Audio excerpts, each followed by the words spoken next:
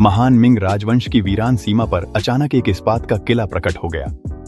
उसके अंदर के लोग न केवल आधुनिक हथियारों का इस्तेमाल करते थे, बल्कि भाप से चलने वाली ट्रेनें और युद्धपोत भी सड़कों पर भरे हुए थे। यह सब इसलिए हुआ क्योंकि मैं समय यात्रा करके झूगांव पू बन गया, झू दी का चौथा बेटा।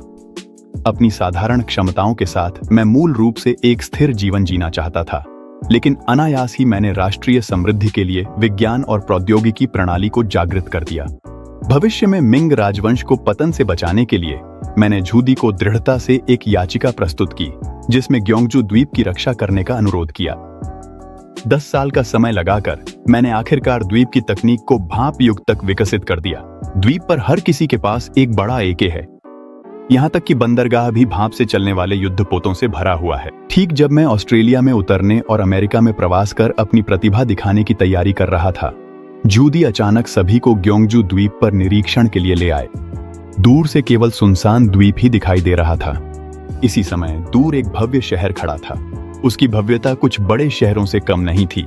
झूदी तुरंत ही स्तब्ध रह गए। इतना बड़ा शहर, क्या आप कह रहे हैं कि यह ग्योंगजू है?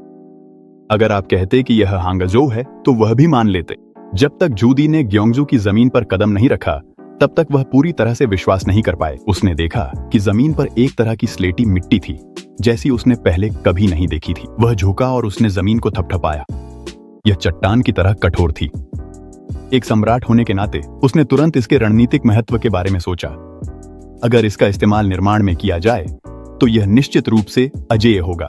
झूदी ने प्रशंसा में आह भरी। वह उम्मीद नहीं कर रहे थे कि द्वीप पर आते ही इतनी चमत्कारी सतह मिलेगी। असल में सिर्फ वही नहीं थे, यहां तक कि उनके साथ आए युवराज झू झांजी और दूसरे बेटे हान के राजकुमार झू गांशू ने भी जमीन की ओर देखा। वे खुद को रोक नहीं पाए और जमीन को करीब से देखने के लिए झुक गए। इसके बाद अधिकारी भी एक एक करके बैठ गए और ध्यान से निरीक्षण करने लगे। देखते देखते वे लगातार उसकी तारीफ करने लगे। अचानक एक शालीन हंसी सुनाई दी। देखो उन लोगों को, सच में उन्होंने कभी दुनिया नहीं देखी है।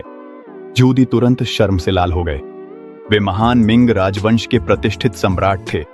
यह पहली बार था जब किसी ने उनके सामने उनका मजाक उड़ाया था। वे जल्दी से उठे और धीमी आवाज में बोले, लगता है कि चौथे बेटे का यह ग्योंगजू साधारण नहीं है। क्या यह सच में वैसा ही है जैसा झू गांशू ने कहा था कि चौथा बेटा ग्योंगजू में गलत इरादों के साथ आया है? लगता है कि इस बार मुझे सच में पूरी तरह से जांच करनी होगी। फिर उन्होंने सबको बताया, इस बार हम गुप्त रूप से द्वीप पर आए हैं। मेरे आदेश के बिना तुम लोग हमारी पहचान उजागर नहीं करोगे, समझे? यह सुनकर सभी चौंक गए और तुरंत एक स्वर में जवाब दिया। फिर झूदी ने फिर से कहा, झांजी, जाकर पता करो। हाँ, लेकिन ज्यादा देर नहीं हुई थी कि उन्होंने देखा झू झांजी एक अधेड़ उम्र के आदमी के साथ आ रहा है। दादाजी, ये सज्जन द्वीप के रिसेप्शनिस्ट हैं। मैंने अभी पूछा भी नहीं था और वे खुद ही पास आ गए। मेरा नाम वू काई है। मैं ग्योंगजू कस्टम्स का रिसेप्शनिस्ट हूं। शायद आप पहली बार ग्योंगजू आए हैं। मुझे नहीं पता कि आप पर्यटन, व्यापार या किसी मित्र से मिलने आए हैं। ग्योंगजू कस्टम्स के रिसेप्शनिस्ट की बात सुनकर झूदी ने फिर से एक भौं उठाई। ग्योंगजू कस्टम्स ऑफिस कब स्थापित हुआ था? मैंने इसके बारे में पहले कभी क्यों नहीं सुना? हम इस द्वीप पर एक मित्र से मिलने आए हैं। मुझे नहीं पता कि इस द्वीप पर कोई नियम है या नहीं। क्या आप हमें बता सकते हैं?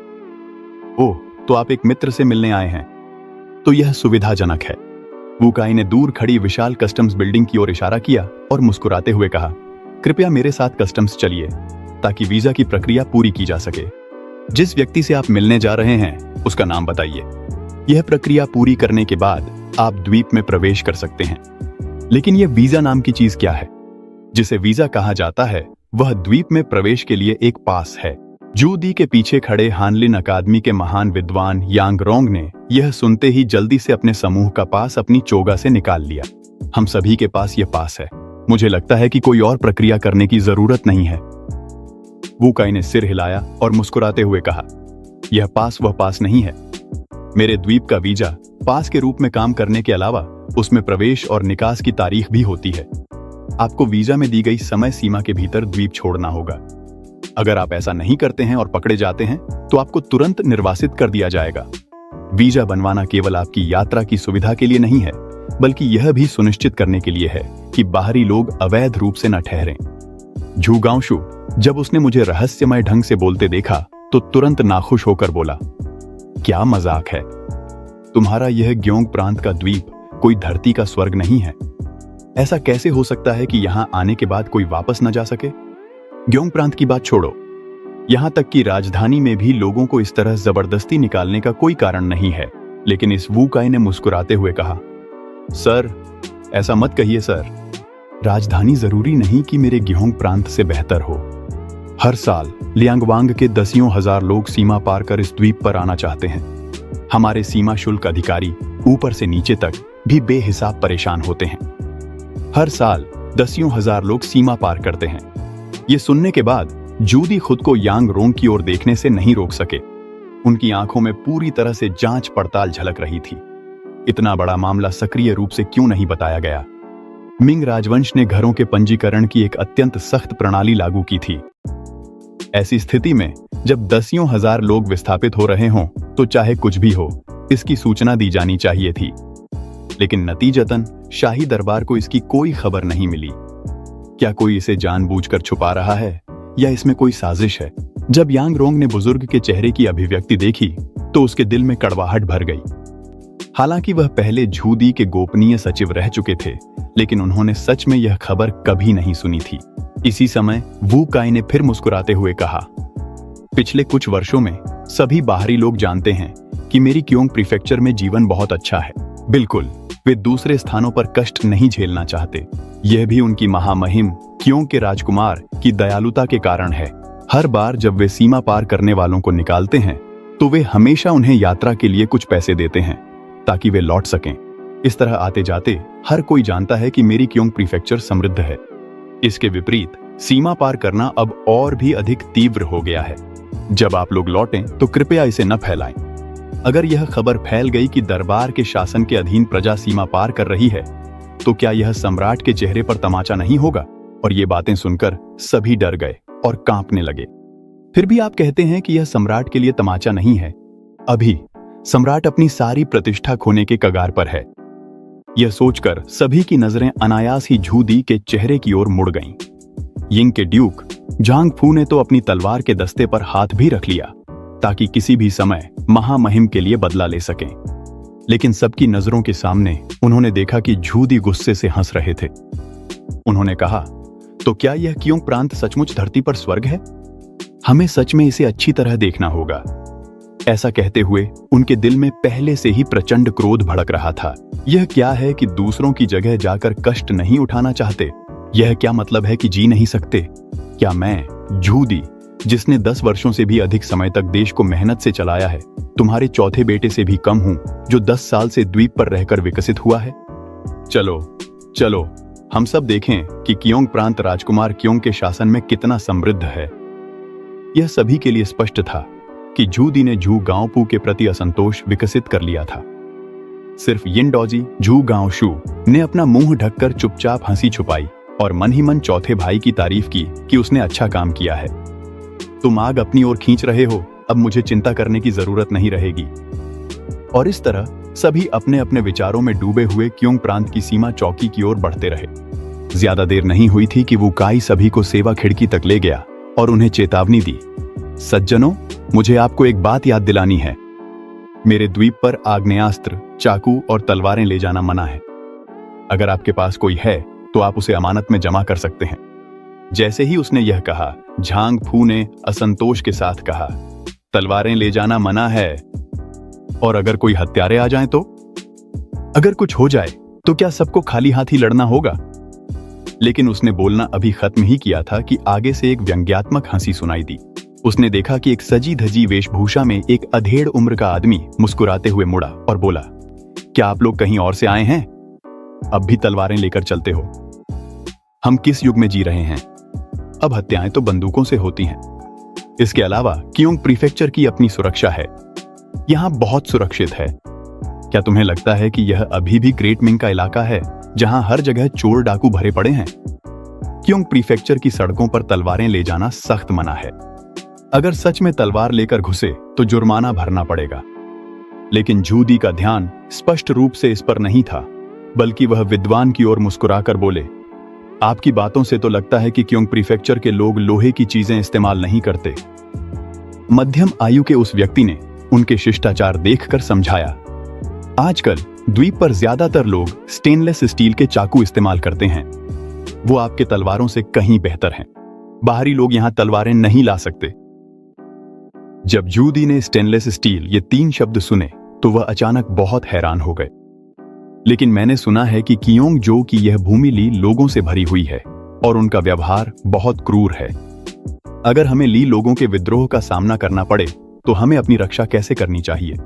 ली लोग कियोंगजो के मूल निवासी जातीय समूह हैं। कियोंगजो के ग्रेट मिंग सरकार में विलय के बाद वे बड़ी संख्या में कियोंगजो के दक्षिण में प्रवास कर गए। लेकिन ली लोगों और हान लोगों के बीच संघर्ष हमेशा बेहद गंभीर रहा है। लगभग हर 3 साल में कोई न कोई उपद्रव होता है, चाहे सैन्य दमन हो या बातचीत। कुछ भी इस ऐतिहासिक संघर्ष को हल नहीं कर सका है। क्या 100 साल से न सुलझने वाली समस्या आपके चौथे बेटे ने हल कर दी है? मध्यम आयु के व्यक्ति ने फिर से सिर हिलाकर मना किया और मुस्कुराते हुए कहा, बुजुर्ग, मैं देखता हूं कि आप जवान नहीं हैं, लेकिन आपका ज्ञान सतही है। जूदी ने विनम्रता से सलाह मांगी। भाई, कृपया आगे बताओ। उसी समय मध्यम आयु के व्यक्ति ने फिर से कहा, अब कियोंगजो में कोई ली लोग नहीं हैं। 6 साल पहले हुए सुधार के बाद से ली जाति के लोग हमारे कियोंगजो की एक जातीयता बन गए हैं। अब सभी खुद को ली जाति के हमवतन कहते हैं। पुरानी पीढ़ी का स्वभाव निश्चित रूप से उग्र है, लेकिन नई पीढ़ी में अधिकांश लोग हान अक्षर पढ़ते हैं और हान भाषा बोलते हैं। वे एक दूसरे के साथ सौहार्दपूर्वक रहते हैं। उसी समय झांग रोंग ने रुचि दिखाई। ऐसा कहने पर क्या कियोंग के राजा इस कियोंगजो की धरती पर विदेशियों को भी शिक्षा देते हैं?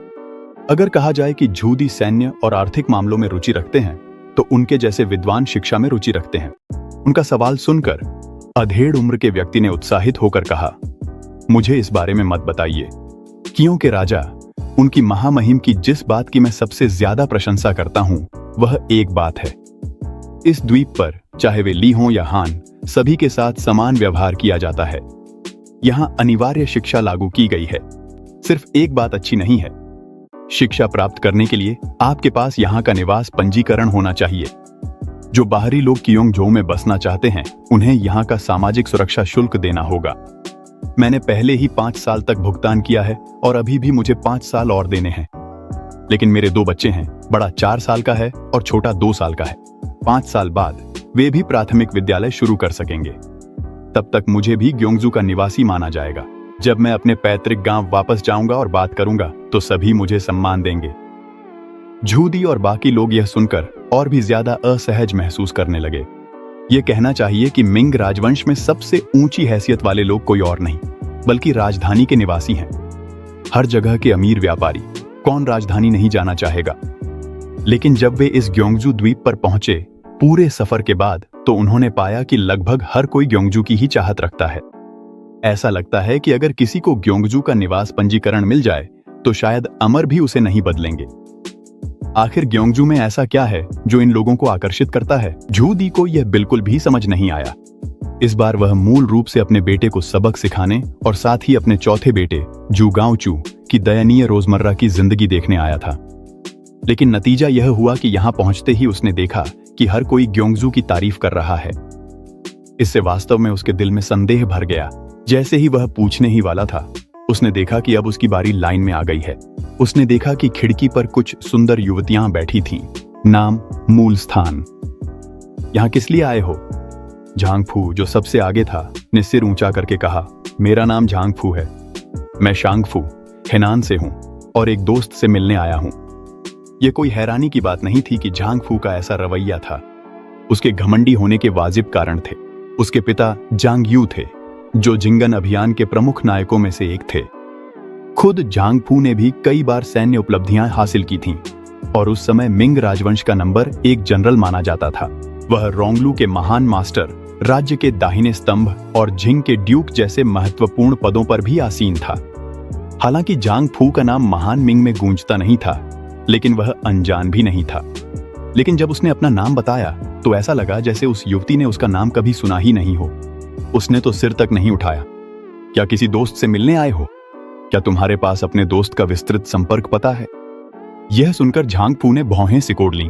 उसने काफी देर तक सोचने के बाद कहा, मुझे नहीं पता वह कहाँ है। मुझे बस इतना पता है कि उसका नाम झांगफू है। वह मेरा तीसरा छोटा भाई है। वर्तमान में वह ग्योंग के राजकुमार की हवेली में सेवा कर रहा है। लेकिन इस बार उसने यह बात यूं ही कह दी और देखा कि युवती के चेहरे का भाव बदल गया। तुमने क्या कहा? क्या तुम कमांडर इन चीफ जांग के बड़े भाई हो? Commander in chief? यह सुनकर झांगफू हैरान रह गया। तुम कह रही हो कि मेरा निकम्मा तीसरा भाई कमांडर इन चीफ है? उसके दिल में उसके दोनों छोटे भाई जांग मैन और जांग युए निकम्मे थे। दूसरा भाई तो एक असली रईसजादा था। राजधानी में शायद ही कोई बुराई बची हो जो उसने न की हो। जहां तक तीसरे भाई जांगी की बात है, वह घमंडी, दिखावटी और हुक्म चलाने वाला था।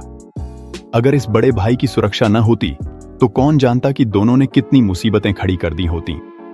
उस साल उसने सुना कि ग्योंगजू के राजकुमार दक्षिण अपने जागीर में जाना चाहते हैं। इसलिए उसने खुद पहल करके आवेदन दिया कि उसका तीसरा भाई जांग युए भी उस दल में शामिल हो।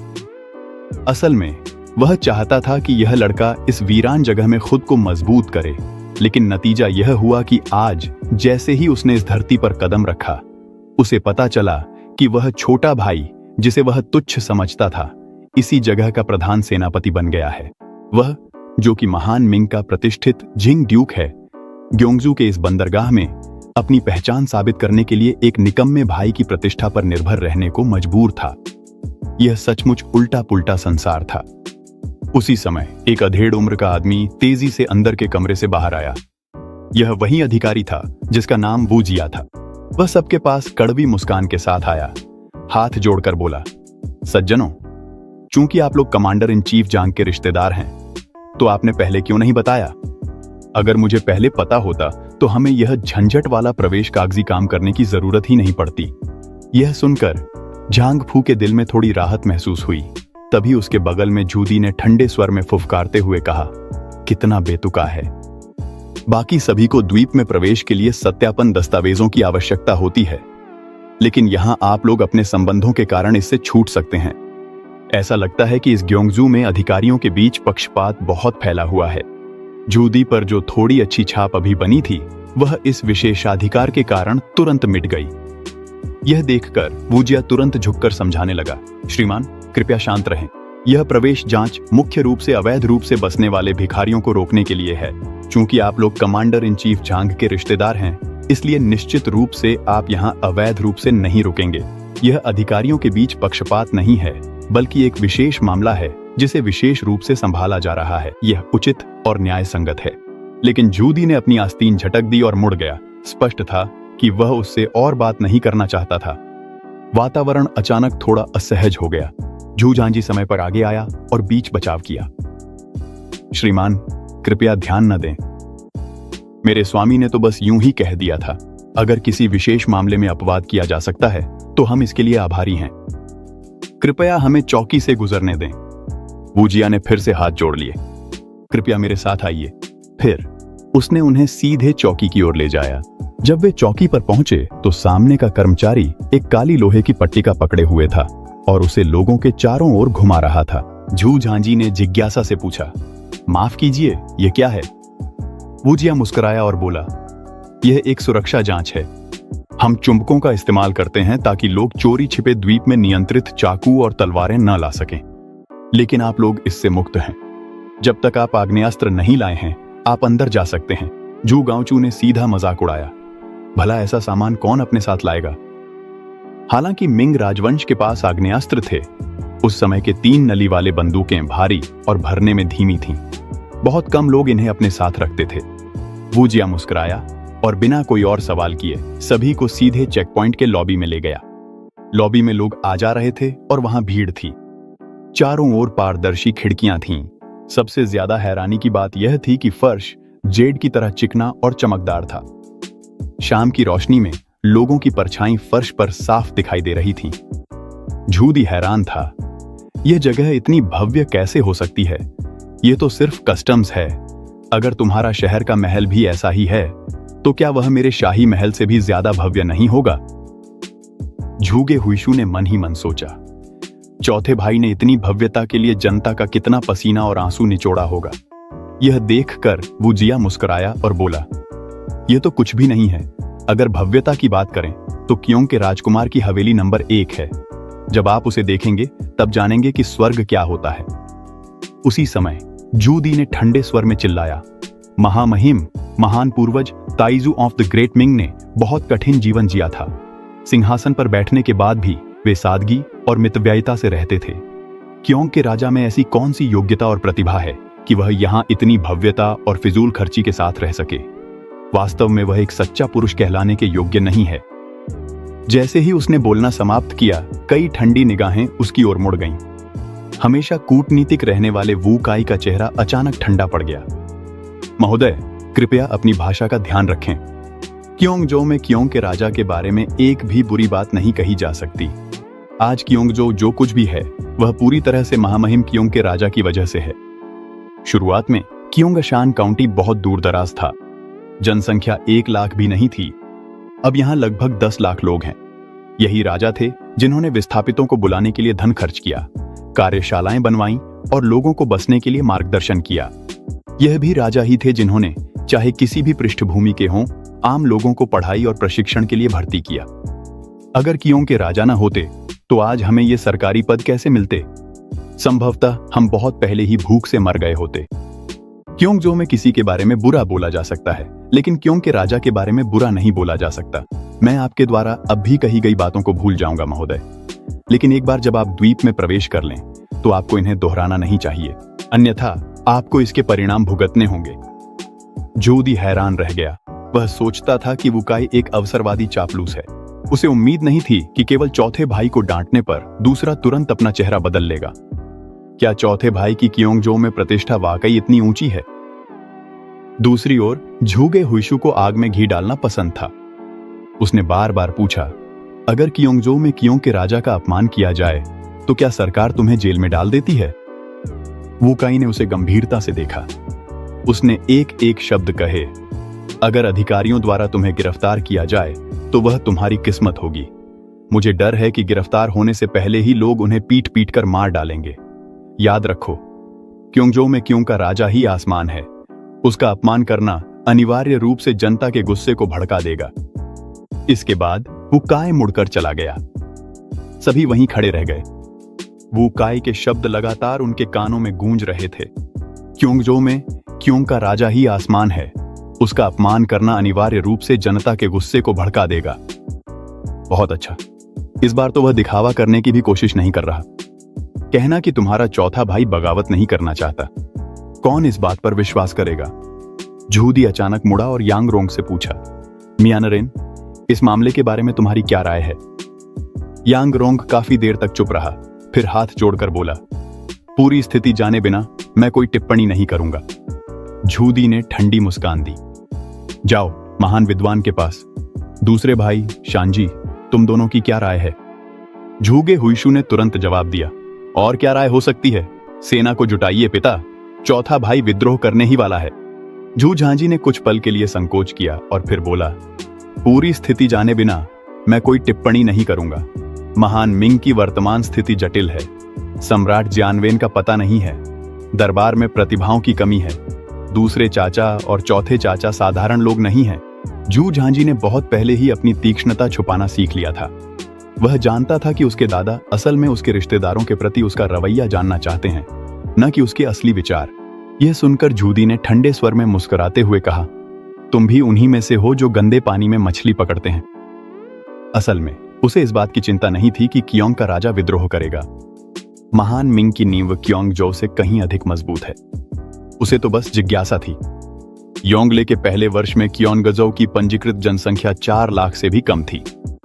अब केवल क्योंगसहान काउंटी में ही लगभग 10 लाख लोग हैं। सिर्फ 11 वर्षों में यह कई गुना बढ़ गई है।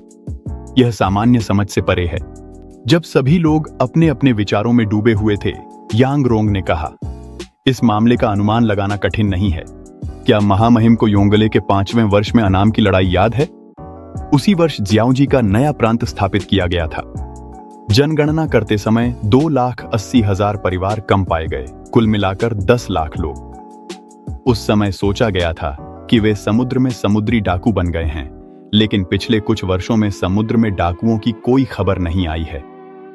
इन 10 लाख लोगों को क्योंगशान के मूल निवासियों, ली जाति के लोगों और दक्षिण की ओर प्रवास करने वाले लियांगुआंग के लोगों के साथ जोड़ दिया जाए तो इन्होंने क्योंगसहान की वर्तमान जनसंख्या का आकार बना लिया है। जूदी ने फिर से एक इशारे के साथ उसे बीच में रोक दिया।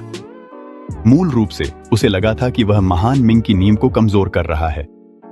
सुनने के बाद उसे समझ में आ गया कि अनाम के जिन लोगों को तुमने शरण दी, असल में उन्होंने जियाउंजी की विद्रोही सेनाओं की ताकत को कमजोर कर दिया। शरण लिए गए शरणार्थियों ने भी स्थानीय स्तर पर उपद्रव होने से रोका, क्योंकि राजकुमार की न केवल कोई गलती नहीं थी बल्कि उसका तो योगदान भी था। यूदी ने खुद से बड़बड़ाया, यह लड़का वाकई में काबिल है, ऐसे ही लाखों लोगों को शरण दे देता है, समझता है कि मुसीबत कैसे खड़ी करनी है। वाकई में यह मेरा बेटा है। वह कभी नहीं डरता कि उसका बेटा आलसी होगा, बस डरता है कि उसके बेटे में काबिलियत ना हो। 16 साल की उम्र में उसे जागीर मिली और उसने इतनी गरीब जमीन पर ऐसा साम्राज्य खड़ा कर दिया। तेरी काबिलियत तो झूगे ऑक्स और झूगे ऑक्सू से कहीं ज्यादा है, जो सिर्फ एक ही चीज में अच्छे हैं। एक पल की लापरवाही में अचानक उसके मन में ख्याल आया, क्या हो सकता है कि चौथा बेटा ही सम्राट बनने के लिए सबसे उपयुक्त है? उसने तुरंत इस विचार को खारिज कर दिया। कोई आश्चर्य नहीं कि यूदी ने इस विचार को नकार दिया था। उसके दिल में वह कभी भी भरोसेमंद नहीं रहा है। तुम न केवल हर तरह के लोगों के साथ उठते बैठते हो, विद्वानों के शास्त्र नहीं पढ़ते, बल्कि यह भी प्रचार करते हो कि चेंगू का नव कन्फ्यूशियसवाद गलत है।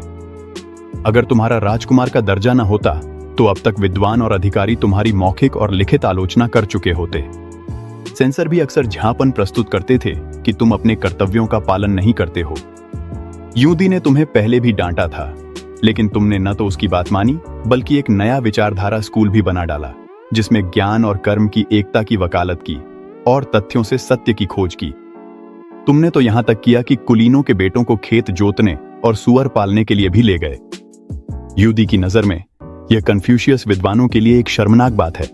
भले ही तुमने क्योंगसान में कुछ हासिल कर लिया हो, लेकिन तुम्हारे पास सिंहासन विरासत में लेने का बिल्कुल भी कोई मौका नहीं है। सिंहासन को विद्वान अधिकारियों के साथ मिलकर ही शासित किया जाना चाहिए। चेंगू के नव कन्फ्यूशियसवाद का विरोध करना दुनिया के विद्वानों का विरोध करना है। तुम साम्राज्य को संभाल नहीं पाओगे। बुजुर्ग हुआंग, कोई खबर है क्या?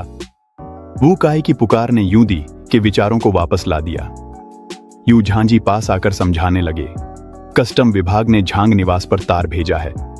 चौथे चाचा दक्षिणी समुद्रों में जनरल चांग के साथ एक नया युद्धपोत आजमा रहे हैं। वापस आने में कुछ दिन लगेंगे, क्योंकि राजकुमार की हवेली ने हमसे संपर्क करने के लिए किसी को भेजा है।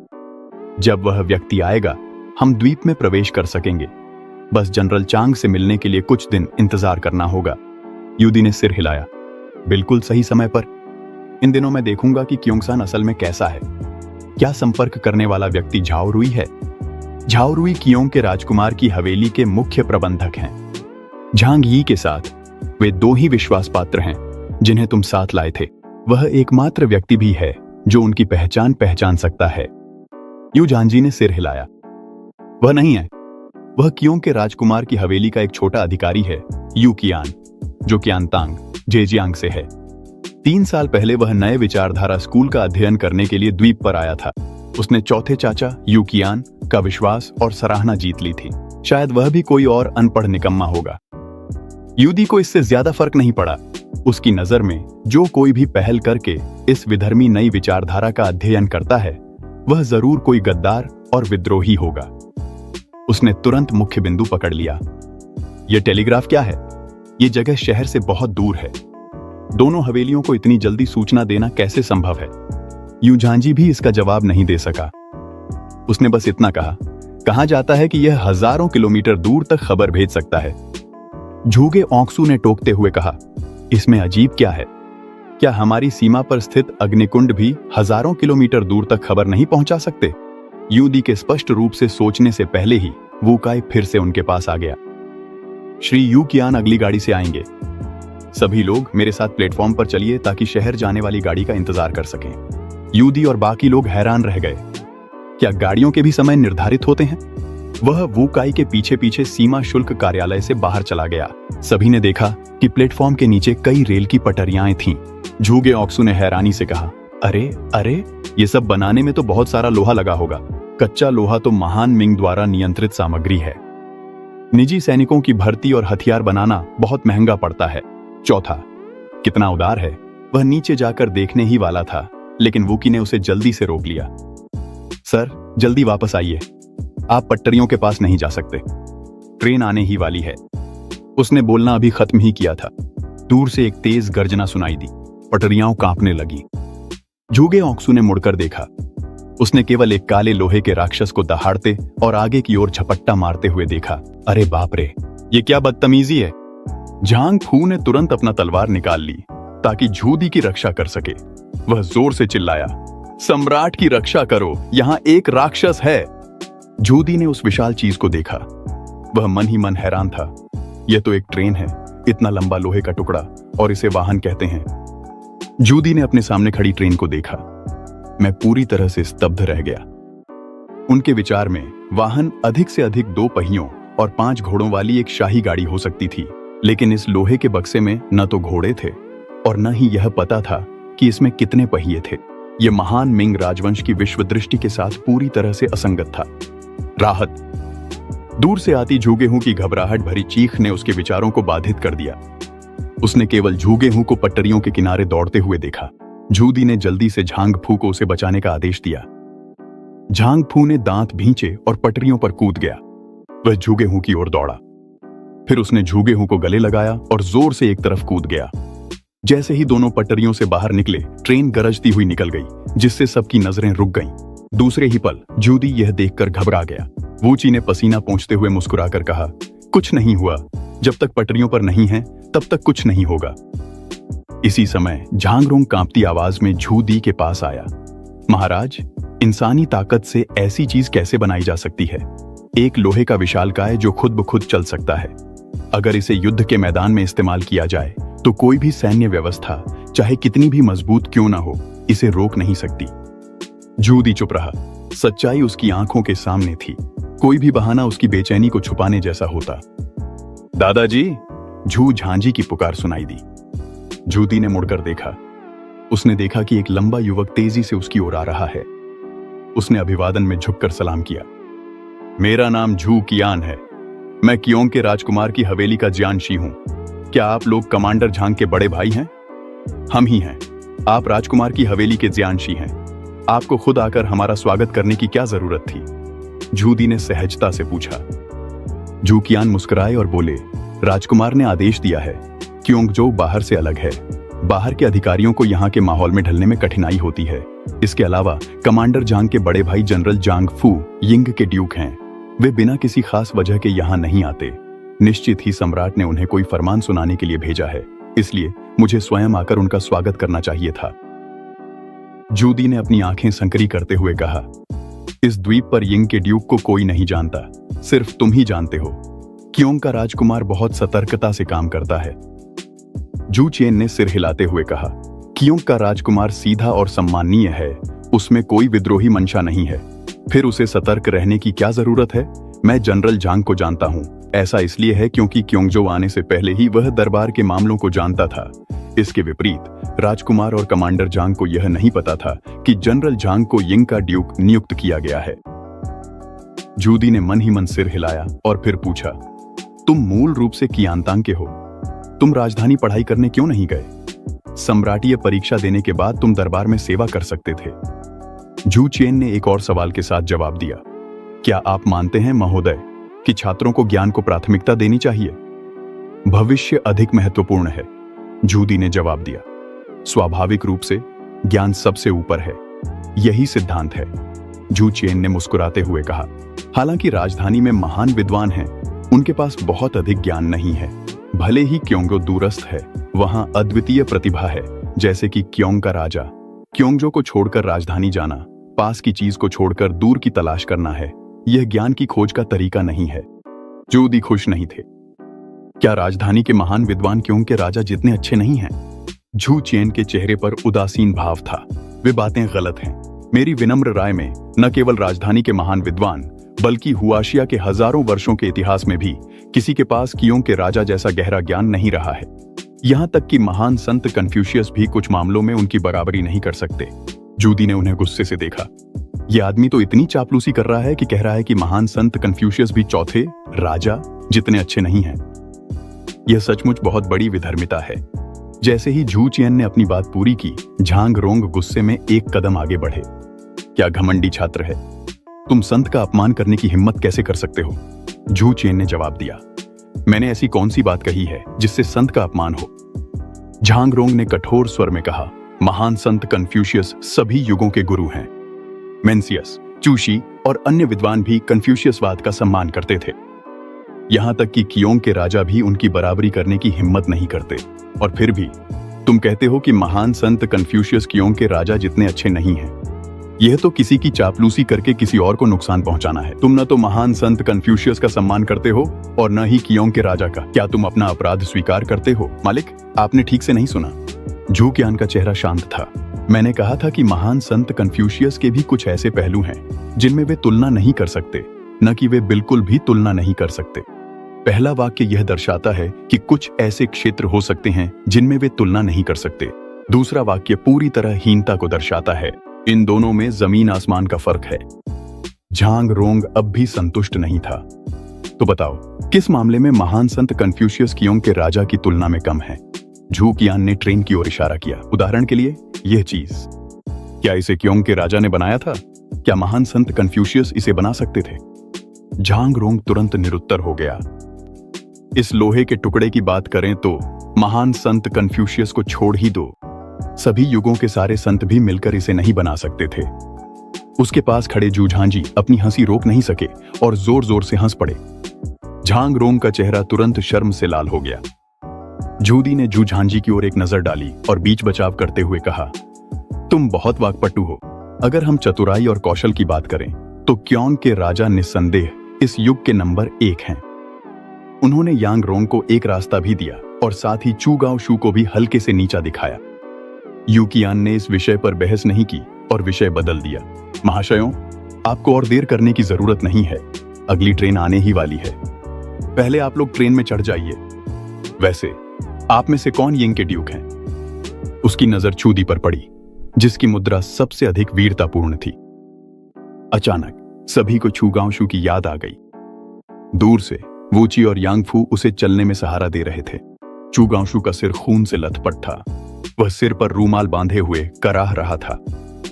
जैसे ही उसने छूती को देखा, चू गाओ शू जमीन पर घुटनों के बल बैठ गया और फूट फूट कर रोने लगा। उस पिछले राक्षस ने लगभग इस बेटे को तुम्हें दोबारा देखने से रोक ही दिया था। शुरुआत में चूदी ने थोड़ी चिंता दिखाई, लेकिन उसकी हालत देखकर उसका चेहरा कठोर हो गया। अगर मरे नहीं हो तो उठ जाओ। तुम्हारी उम्र कितनी हो गई है? क्या तुम्हें शर्म नहीं आती? उसने तुरंत होशियान को आदेश दिया कि वह उसे उठने में मदद करे। वह मुड़ा और सबको बोला, पहले ट्रेन में चढ़ जाओ। यह देखकर यू कियान ने भौहें सिकोड़ लीं। क्या कोई हमलावर था? झू झांझी ने हंसी रोकते हुए कहा, यह मेरे दूसरे चाचा हैं। अभी कुछ देर पहले इन्होंने देखा कि पटरियों में कुछ अजीब है और जब नीचे देखने गए तो गिर पड़े। सौभाग्य से यिंग के ड्यूक ने इन्हें बचा लिया। यू कियान ने झांग फू की ओर देखा और जल्दी से उनकी चोटों के बारे में पूछताछ की। झांग फू ने हैरानी से कहा, क्या तुम मुझे जानते हो? यू कियान ने अपनी यात्रा का उद्देश्य समझाया। झांग फू ने जूदी की ओर देखा। जूदी ने हाथ हिलाया। अब बहुत हो गया, सभी लोग वाहन में चढ़ जाएं। जैसे ही वह बैठे, झू झांझी ने पूछा, यह ट्रेन कब रवाना होगी? यू कियान ने जवाब दिया, जब सभी यात्री चढ़ जाएंगे तब रवाना होगी। हर घंटे एक यात्रा होती है। झू दी ने सोच में डूबी हुई अभिव्यक्ति बनाई। यह ट्रेन कई डिब्बों में बंटी हुई है। सभी का उपयोग लोगों को ले जाने के लिए किया जाता है। यू कियान ने समझाया, मवेशी, अनाज, कोयला भी ले जाया जा सकता है। हाल ही में पर्यटन का सीजन है, इसलिए मुख्य रूप से लोगों को ले जाया जाता है।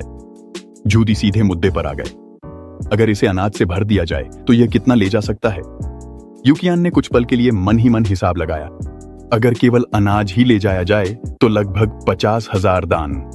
एक ही यात्रा में 50,000 दान ले जाया जा सकता है। झू झांझी इतनी हैरान हो गए कि कांप उठे। झू दी और भी ज्यादा स्तब्ध रह गए। उनके चेहरे पर अविश्वास की झलक थी। यह सचमुच किसी परिकथा जैसा है। एक घोड़ा गाड़ी केवल 2 और आधा दान अनाज ही ले जा सकती है। 50,000 दान अनाज के लिए 20,000 घोड़ा गाड़ियां, 20,000 मजदूर और 20,000 घोड़े चाहिए होंगे। अगर लंबी दूरी के परिवहन में होने वाली क्षति को भी शामिल करें तो वास्तव में 1 लाख से अधिक दान अनाज, 40,000 मजदूर और 40,000 घोड़े चाहिए होंगे। लेकिन हमारे सामने जो यह ट्रेन है वह 40,000 आदमियों की ताकत के बराबर है। जूदी ने अपना आश्चर्य दबाया और पूछना जारी रखा, अगर यह ट्रेन राशन से भर दी जाए तो यह कितना खपत करती है? यू चेन ने उत्तर दिया, यह दूरी पर निर्भर करता है। कोयले से भरा एक डिब्बा 200 मील चल सकता है। 1 मील में 500 यिन कोयला खर्च होता है। यह वाहन कोयला जलाता है। जूदी ने अपनी आंखें थोड़ी सिकोड़ लीं। वह कोयले को बहुत पहले से जानता था, यहां तक कि बचपन से ही। तुमने जिशान बेइपिंग में बिना धुएं वाला कोयला निकालने का प्रस्ताव रखा था, लेकिन उसने अपने पूर्वाग्रह के कारण उसे ठुकरा दिया। अब जब मैं सोचता हूं, अगर उस समय मैंने उसे ठुकराया न होता तो शायद महान मिंग के पास पहले ही ट्रेनें होती और उत्तर की ओर अभियान को झूगाओक्सी द्वारा धन की कमी के कारण अस्वीकार न किया गया होता। क्या सच में मैंने उस साल गलती की थी? उसके दिल में अपराध बोध था। उसका चेहरा गंभीर और अनिश्चित था। डिब्बे के बाहर की हलचल ने उसे हकीकत में लौटा दिया। आम लोग अपने परिवारों के साथ ट्रेन में चढ़ रहे थे।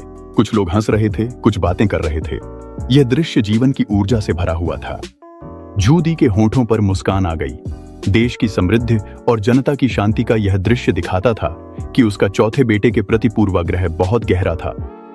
तुरंत ही एक विचार आया, अगर चौथा बेटा ट्रेन बना सकता है तो वह जूदी भी बना सकता है। महान मिंग साम्राज्य के पास विशाल भूमि और प्रचुर संसाधन हैं। ट्रेन शासन के खर्चों को कम कर सकती है, विद्रोहों को दबा सकती है और नुकसान में बचत कर सकती है। यह देश और जनता दोनों के लिए बहुत बड़ा लाभ है। उसने अपना मनोबल संभाला और यू चेन से कहा, सलाहकार यू, मैं पूछने का साहस करता हूं, इस वाहन को बनाने में कितना खर्च आएगा? यू चेन ने उत्तर दिया, लोकोमोटिव की कीमत 10 लाख टाइल से अधिक है। एक डिब्बे की कीमत 1 लाख टाइल है। 20 डिब्बों के साथ 2 लोकोमोटिव को 4 मिलियन टाइल से अधिक की आवश्यकता होगी। चाबी पटरियों में है। उस समय क्योंगझोउ में 30 मील से अधिक के पहले हिस्से की लागत प्रति मील 1,10,000 टाइल चांदी थी। अब हालांकि यह घटकर प्रति मील 60,000 टाइल रह गई है, लेकिन 600 मील से अधिक रेलवे की कुल लागत 4 करोड़ टाइल तक पहुंच जाती है। इसमें अनुसंधान और कार्यशालाओं की लागत शामिल नहीं है। जूदी और झूझांजी ने एक दूसरे की ओर देखा। उनकी आंखों में केवल कड़वाहट बची थी। ग्रेट मिंग की चांदी के व्यापार से वार्षिक आय मुश्किल से 3 मिलियन टाइल से अधिक है। यह एक लोकोमोटिव बनाने के लिए भी पर्याप्त नहीं है।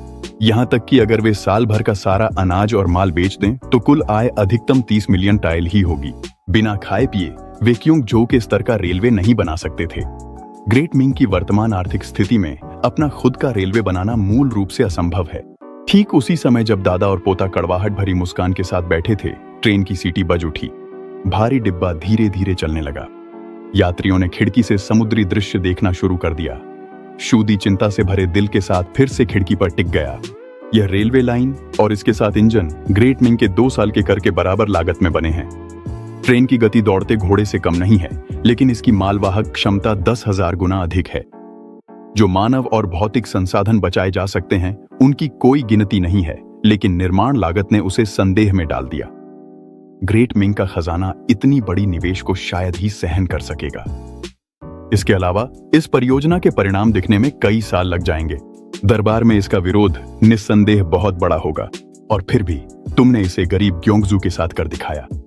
यह देखकर वह हैरान और उलझन में पड़ गया। उसकी यादों में वह युवा, उसमें इतनी दृढ़ता कैसे हो सकती थी? गौरव और संपत्ति को त्याग कर दक्षिणी सीमा पर शून्य से शुरुआत करना। अचानक उसे एहसास हुआ कि उसने अपने इस बेटे को कभी वास्तव में समझा ही नहीं था। वह अपने बेटों पर भी ऐसे अविश्वास करता था जैसे वे चोर हों, जिससे पारिवारिक मामले और भी जटिल हो जाते थे। जब उसकी अंतरात्मा उसे कचोट रही थी, उसने भारी आवाज में पूछा, चौथे भाई ग्योंग के राजा, इन वर्षों में जीवन आसान नहीं रहा होगा, है ना?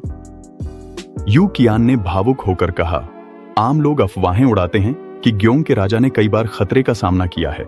जमीन पर कब्जा करते समय उसे कीड़ों और सांपों ने काटा और घायल किया। ली विद्रोह को दबाते समय वह स्वयं खतरनाक स्थानों पर गया और समुद्री डाकुओं से लड़ते हुए कई बार घायल हुआ।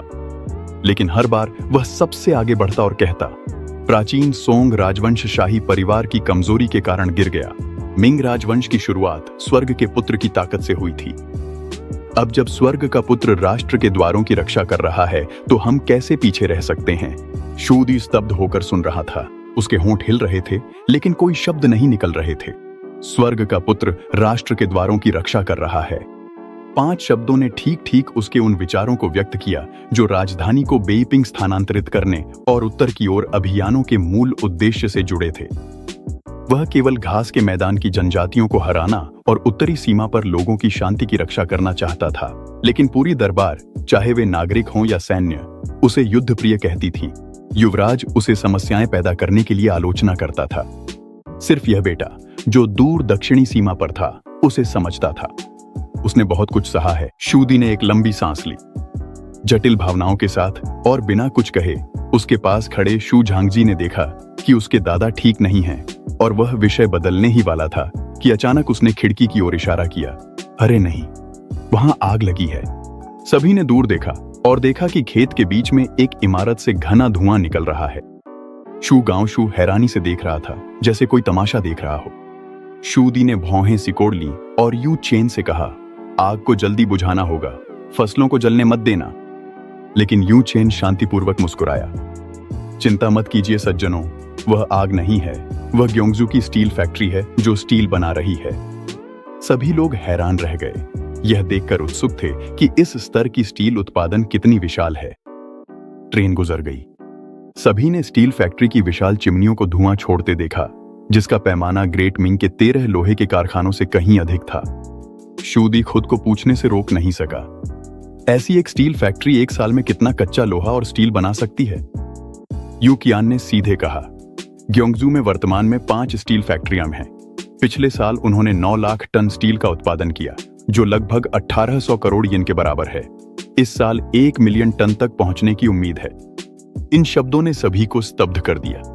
शू गांवशू और भी ज्यादा कांप रहा था।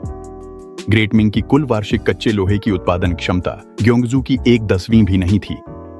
उसने शूसी की सेना के लिए 1 लाख से अधिक येन का कच्चा लोहा खरीदा था और उसे इसके लिए हजारों ताइल खर्च करने पड़े थे। और चौथा भाई हर साल 1800 करोड़ येन का उत्पादन कर सकता है। इस पृष्ठभूमि ने उसे भीतर ही भीतर प्रसन्न कर दिया। चौथे भाई के समर्थन के साथ बूढ़े के पास निश्चित रूप से उसे नियंत्रित करने का समय नहीं होगा। दूसरी ओर शूदी और शू झांगजी पूरी तरह से स्तब्ध थे। यह उत्पादन उनकी समझ से परे था। ग्योंगजू एक साल में इतना लोहा क्यों बनाता है? शूदी ने अपना आश्चर्य दबाया और पूछना जारी रखा।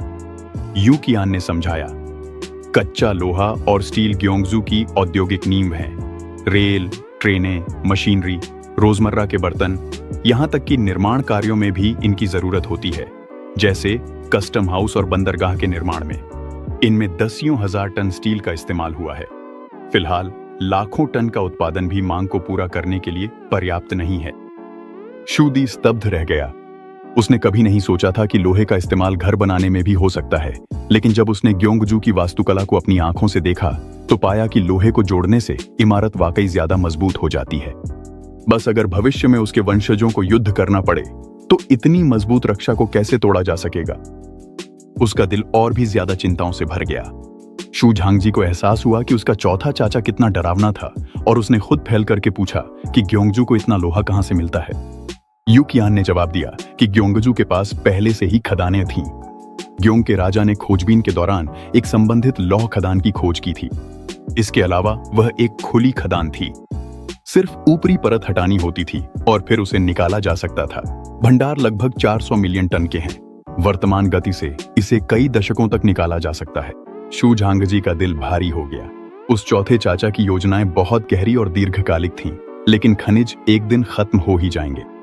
यू कियान ने विषय बदल दिया। ग्योंग का राजा पहले ही दक्षिण की ओर ऑस्ट्रेलिया की तरफ बढ़ने की योजना बना रहा है। अफवाह है कि वह स्थान नान्यांग के दक्षिण में है, जिसकी लंबाई 10,000 मील है और वहां खनिजों की अत्यधिक प्रचुरता है। भविष्य में ग्योंगजू के अधिकांश लोग वहीं बस जाएंगे। क्या ग्योंग का राजा ऑस्ट्रेलिया में बसना चाहता है? झूदी और झू झांजी दोनों एक साथ चौंक गए। क्या चौथे भाई का बिल्कुल भी इरादा ग्रेट मिंग लौटकर विद्रोह करने का नहीं था, बल्कि वह बाहर जाकर अन्वेषण करना चाहता था? पहले की चिंताएं शायद व्यर्थ थीं। इस समय झूदी को डर था कि तुम विद्रोह करोगे और साथ ही यह भी डर था कि तुम विद्रोह नहीं करोगे। झूदी के लिए ग्रेट मिंग साम्राज्य जिसे बनाने में उसने इतनी मेहनत की थी, अगर उसका सबसे छोटा बेटा उसे ऑस्ट्रेलिया से भी कमतर समझता है तो यह न केवल उसकी विरासत को नकारना है बल्कि उसके अपने प्रयासों को भी नकारना है। उसके दिल में राहत भी थी और निराशा भी। झू झांझी के लिए उसने अभी अभी अपने चौथे चाचा को सिंहासन के लिए प्रतिद्वंद्वी के रूप में देखा था और अब दूसरा व्यक्ति प्रवास करना चाहता था। उसे लगता था कि सिंहासन के लिए उसकी अपनी लड़ाई तुच्छ है और साथ ही उसे शक भी था कि यह सब एक दिखावा है। आखिरकार हुआशिया में युद्ध में छल कपट की कला को महत्व दिया जाता है। ग्योंगजू की इस्पात उत्पादन ने उसे सतर्क रहने के लिए मजबूर कर दिया था, इसलिए झू झांझी ने सवालों के साथ दबाव डाला। सलाहकार, क्या मैं पूछ सकता हूं ऑस्ट्रेलिया कहां है? युकियान ने उत्तर दिया, अफवाह है कि यह बोर्नियो देश के दक्षिण पूर्व में स्थित है। ग्योंग का राजा पहले ही वहां की स्पष्ट रूप से खोज कर चुका है। यह ग्योंगजू से 5000 ली से अधिक और बोर्नियो के टिमोर द्वीप से 600 ली से अधिक दूर है। जूदी ने भौहें सिकोड़ लीं। नानयांग के बारे में ग्रेट मिंग का ज्ञान मुख्य रूप से झेंगहे की यात्राओं से आया था। झेंगहे कभी दक्षिणी गोलार्ध में नहीं गया था, तो बोर्नियो के दक्षिण में कोई महाद्वीप कैसे हो सकता है? यांगरोंग, जो अब तक चुप था, अचानक उठ खड़ा हुआ। आप भूल गए हैं मेरे स्वामी, 4 साल पहले जब झेंगहे दरबार में लौटा था तो उसने एक सुनहरा खरगोश पेश किया था जो लगभग एक इंसान जितना ऊंचा था और उसके पेट में एक थैली थी। बोर्नियो के दूत ने कहा था कि यह खरगोश दक्षिण की एक बड़ी द्वीप से आया है। यह द्वीप बड़ा है, लेकिन वहां बहुत सारे रेगिस्तान हैं और पालदार जहाजों के लिए वहां पहुंचना मुश्किल है। झेंगहे ने कभी इसका अन्वेषण नहीं किया। निश्चित रूप से ग्योंग के राजा जिस ऑस्ट्रेलिया की बात कर रहे हैं वह यही द्वीप है। युकियान ने सिर हिलाकर पुष्टि की। झूदी अब भी संदेह में था। अगर वह एक रेगिस्तान है तो वहां प्रवास कैसे किया जा सकता है? युकियान ने समझाया, इस द्वीप के केवल उत्तर में ही रेगिस्तान है। दक्षिण में बारिश होती है, भूमि उपजाऊ है और यह करोड़ों लोगों का भरण पोषण कर सकती है। इसके अलावा रेगिस्तान के नीचे कई खदानें हैं। इस द्वीप का सोने का उत्पादन दुनिया में सबसे अधिक है।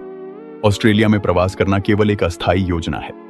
ग्योंग के राजा की योजनाओं में एक बार जब ऑस्ट्रेलिया में आधार स्थापित हो जाएगा तो स्वर्ण महाद्वीप में भी प्रवास शुरू किया जाएगा।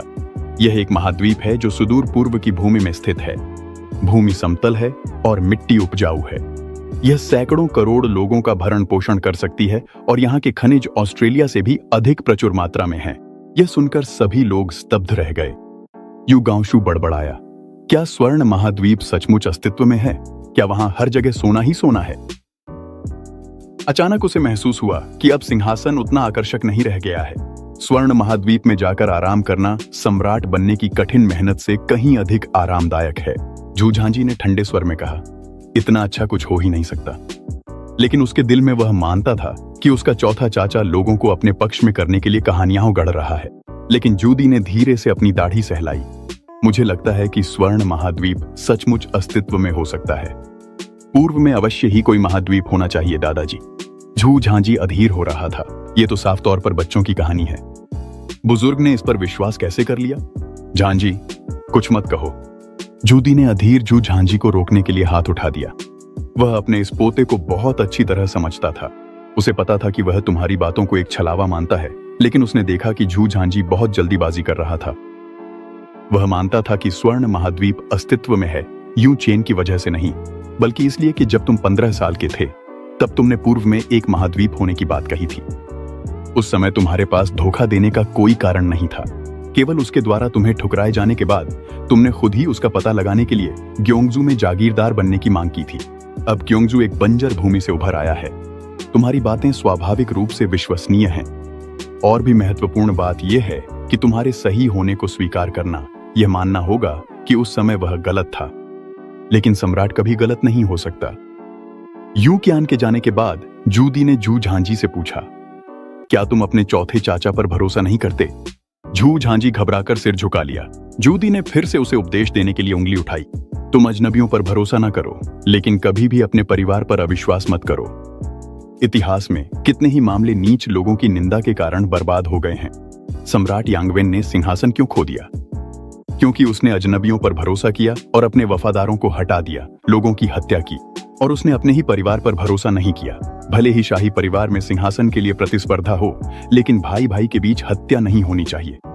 अगर वे एक दूसरे पर शक करेंगे तो जब कोई विदेशी दुश्मन आक्रमण करेगा और राजवंश गिर जाएगा तब भी तुम्हें अपने कबीले की मदद पर निर्भर रहना पड़ेगा। अगर तुम उन पर भरोसा नहीं करोगे तो भविष्य में मदद के लिए तुम किस पर निर्भर करोगे? झू झांझी ने सिर झुका लिया और अपनी गलती स्वीकार की। जूदी ने ठंडे स्वर में उसे डांटना जारी रखा। तुम केवल आधी कहानी जानते हो।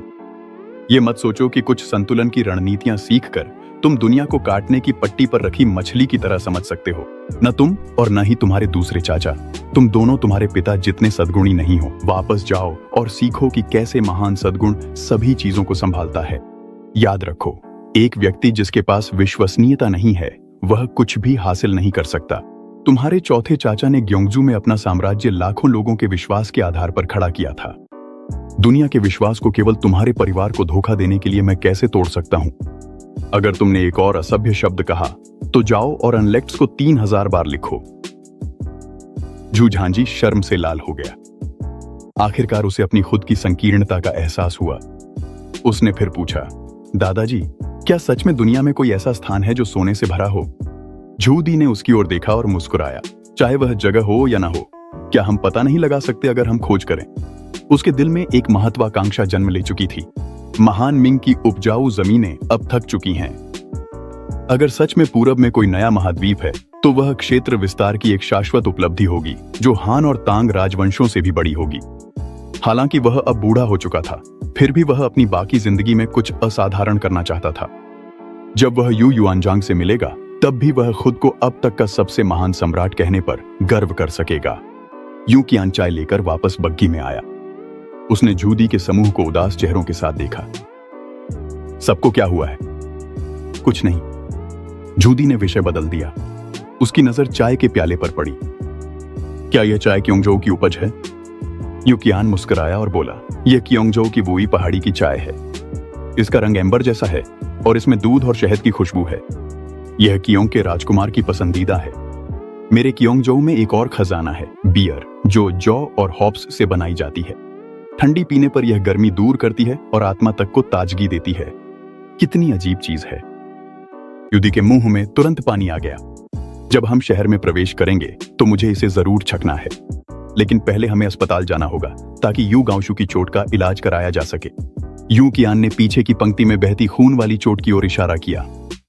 तभी यूदी को अपने दूसरे बेटे की याद आई और वह जल्दी से उसके बारे में पूछने लगा। यू गांशु इसके विपरीत भावुक हो गया।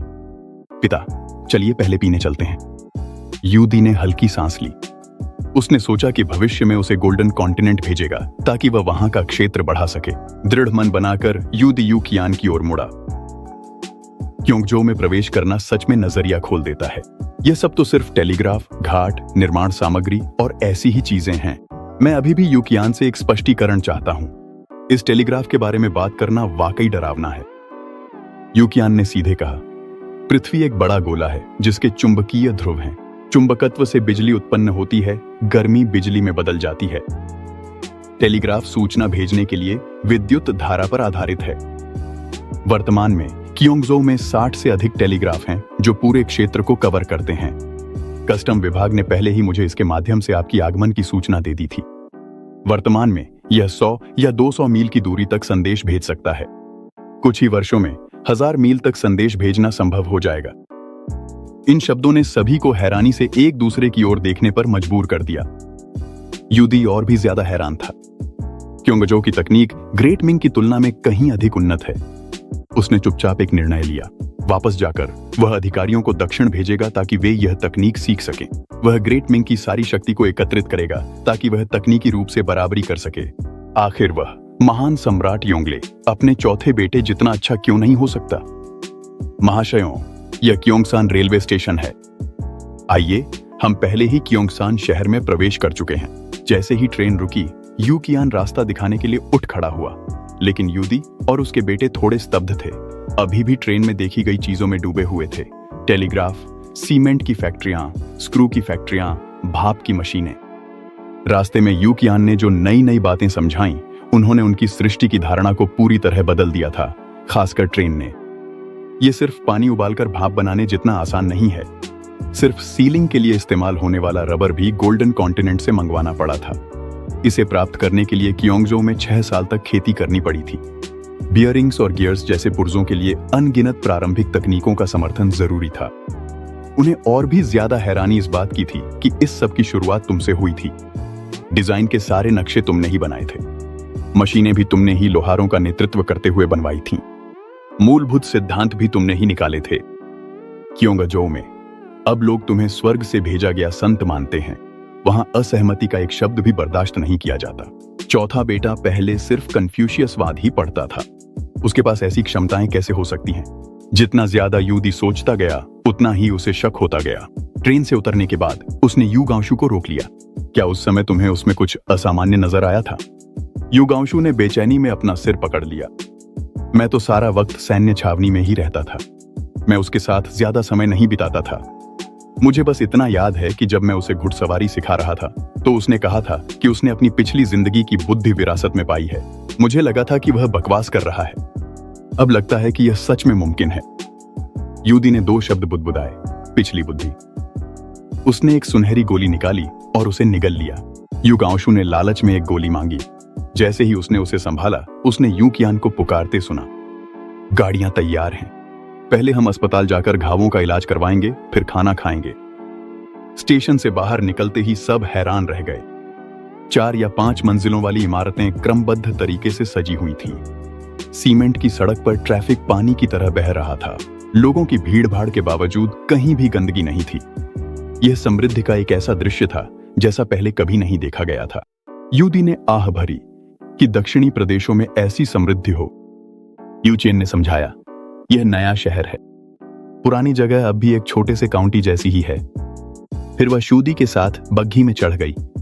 बग्घी के अंदर शूदी ने खिड़की के बाहर एक लड़की के चोंगसम को देखा और भौहें सिकोड़ लीं।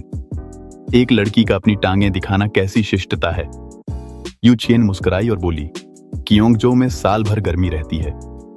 कियोंग के राजा ने इस चोंगसम को स्थापित किया था। यह पहले की छाती दिखाने की प्रथा से कहीं अधिक शालीन है। तभी शूदी ने सिर हिलाया, लेकिन उसकी ध्यान फिर से शू गांशु की हैरानी भरी चीख पर चला गया। सड़क के किनारे एक लड़की चोंगसम पहने खड़ी थी। उसकी टांगें एक पारदर्शी कपड़े में लिपटी थीं, जिससे उसकी पतली काया और भी उभर रही थी। सलाहकार, ये उसकी टांगों पर क्या है? शू गांशु की नजरें टिकी हुई थीं।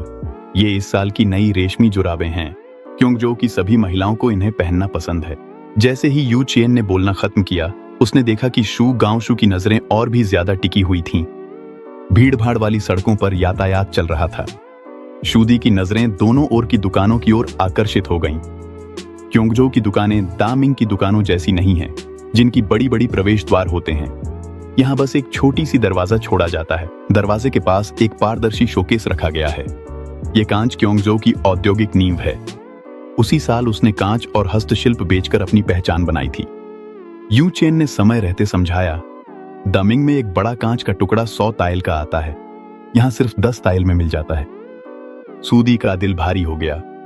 अगर इसे लियांगवांग ले जाया जाए तो मुनाफा 10 गुना हो सकता है। इस रफ्तार से क्या दामिंग का सारा पैसा यहां नहीं आ जाएगा? उसे अच्छी तरह पता था कि दरबार के पास चांदी की कमी है और मुश्किलें दूर करने के लिए कागजी मुद्रा जारी कर रहा है। यह मूल्य अंतर उसके लिए स्वीकार करना मुश्किल था। महानुभाव बहुत अधिक चिंता कर रहे हैं। यू कियान ने सिर हिलाया। हालांकि कियोंगजो के उत्पाद सस्ते हैं, लेकिन वे आम लोगों के उपभोग की चीजें नहीं हैं। अधिकांश खरीदार अधिकारी और कुलीन लोग हैं।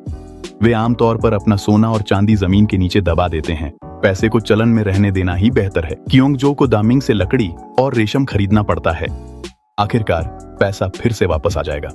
यह लोगों को आय अर्जित करने में भी मदद कर सकता है और दरबार व्यापारिक कर वसूलता है।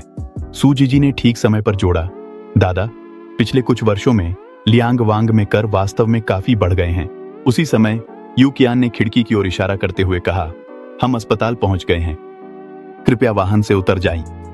सूदी ने सिर उठाया। उसने देखा कि कियोंगजो के N0 एक अस्पताल के साइनबोर्ड के नीचे एक ऐसी इमारत थी जिसकी भव्यता शाही चिकित्सा अकादमी से कहीं अधिक थी। यह क्लिनिक इतनी भव्यता से क्यों बनाई गई है? यू कियान ने समझाया, कियोंगजो के लाखों निवासियों की बीमारियों का निदान और इलाज सभी को अस्पताल में ही कराना पड़ता है। यहाँ 4 अस्पताल हैं, दर्जनों क्लिनिक हैं और फिर भी यह पर्याप्त नहीं है। लोग केवल इसकी छोटी जगह की शिकायत करते हैं, इसकी भव्यता की नहीं। सूदी को अचानक समझ आ गया, असल में वह इसकी तुलना डामिंग की क्लिनिकों के पैमाने से कर रहा था, यह जाने बिना कि कियोंगजो के अस्पताल पूरी आबादी की सेवा करते हैं। जब वह सोच रहा था कि क्या लोग इसे वहन कर सकते हैं, उसी समय सू गांवसू यूकियान के पास आया और फुसफुसाकर बोला, सलाहकार यूं, वह रेशमी मोजे कहाँ बिकते हैं? मैं अपनी पत्नी के लिए कुछ जोड़े खरीदना चाहता हूँ। यूकियान हैरान रह गया, फिर मुस्कुराकर बोला, वे हर जगह सड़क पर बिकते हैं। आपकी चोट का इलाज करना ज्यादा जरूरी है। वह अभी बोल ही रहा था कि बाहर से एक जोरदार चीख सुनाई दी, रास्ता छोड़ो, कुछ गंभीर हो गया है। कई लोग स्ट्रेचर लेकर दौड़ते हुए आए। स्ट्रेचर पर लेटे आदमी के शरीर में एक लोहे की छड़ आर पार हो गई थी। सूदी ने भौहें सिकोड़ लीं। ऐसी चोट के साथ बेहतर होगा कि उसे शांति से आराम करने दिया जाए, उसे और तकलीफ देने की जरूरत नहीं है। आसपास के लोग तुरंत उसकी ओर देखने लगे। यूकियान जल्दी से उसके कान में फुसफुसाया, मालिक, इतनी आसानी से कुछ मत कहिए। ऐसी चोट को कियोंगजो में अब भी बचाया जा सकता है। मानव जीवन सबसे महत्वपूर्ण है, ये कोई मजाक की बात नहीं है। क्या ऐसी चोट भी बचाई जा सकती है? सूदी की भौहें तुरंत ऊपर उठ गईं। सूदी ने अस्पताल की ओर देखा, अब भी अपना संदेह छुपा नहीं पा रहा था।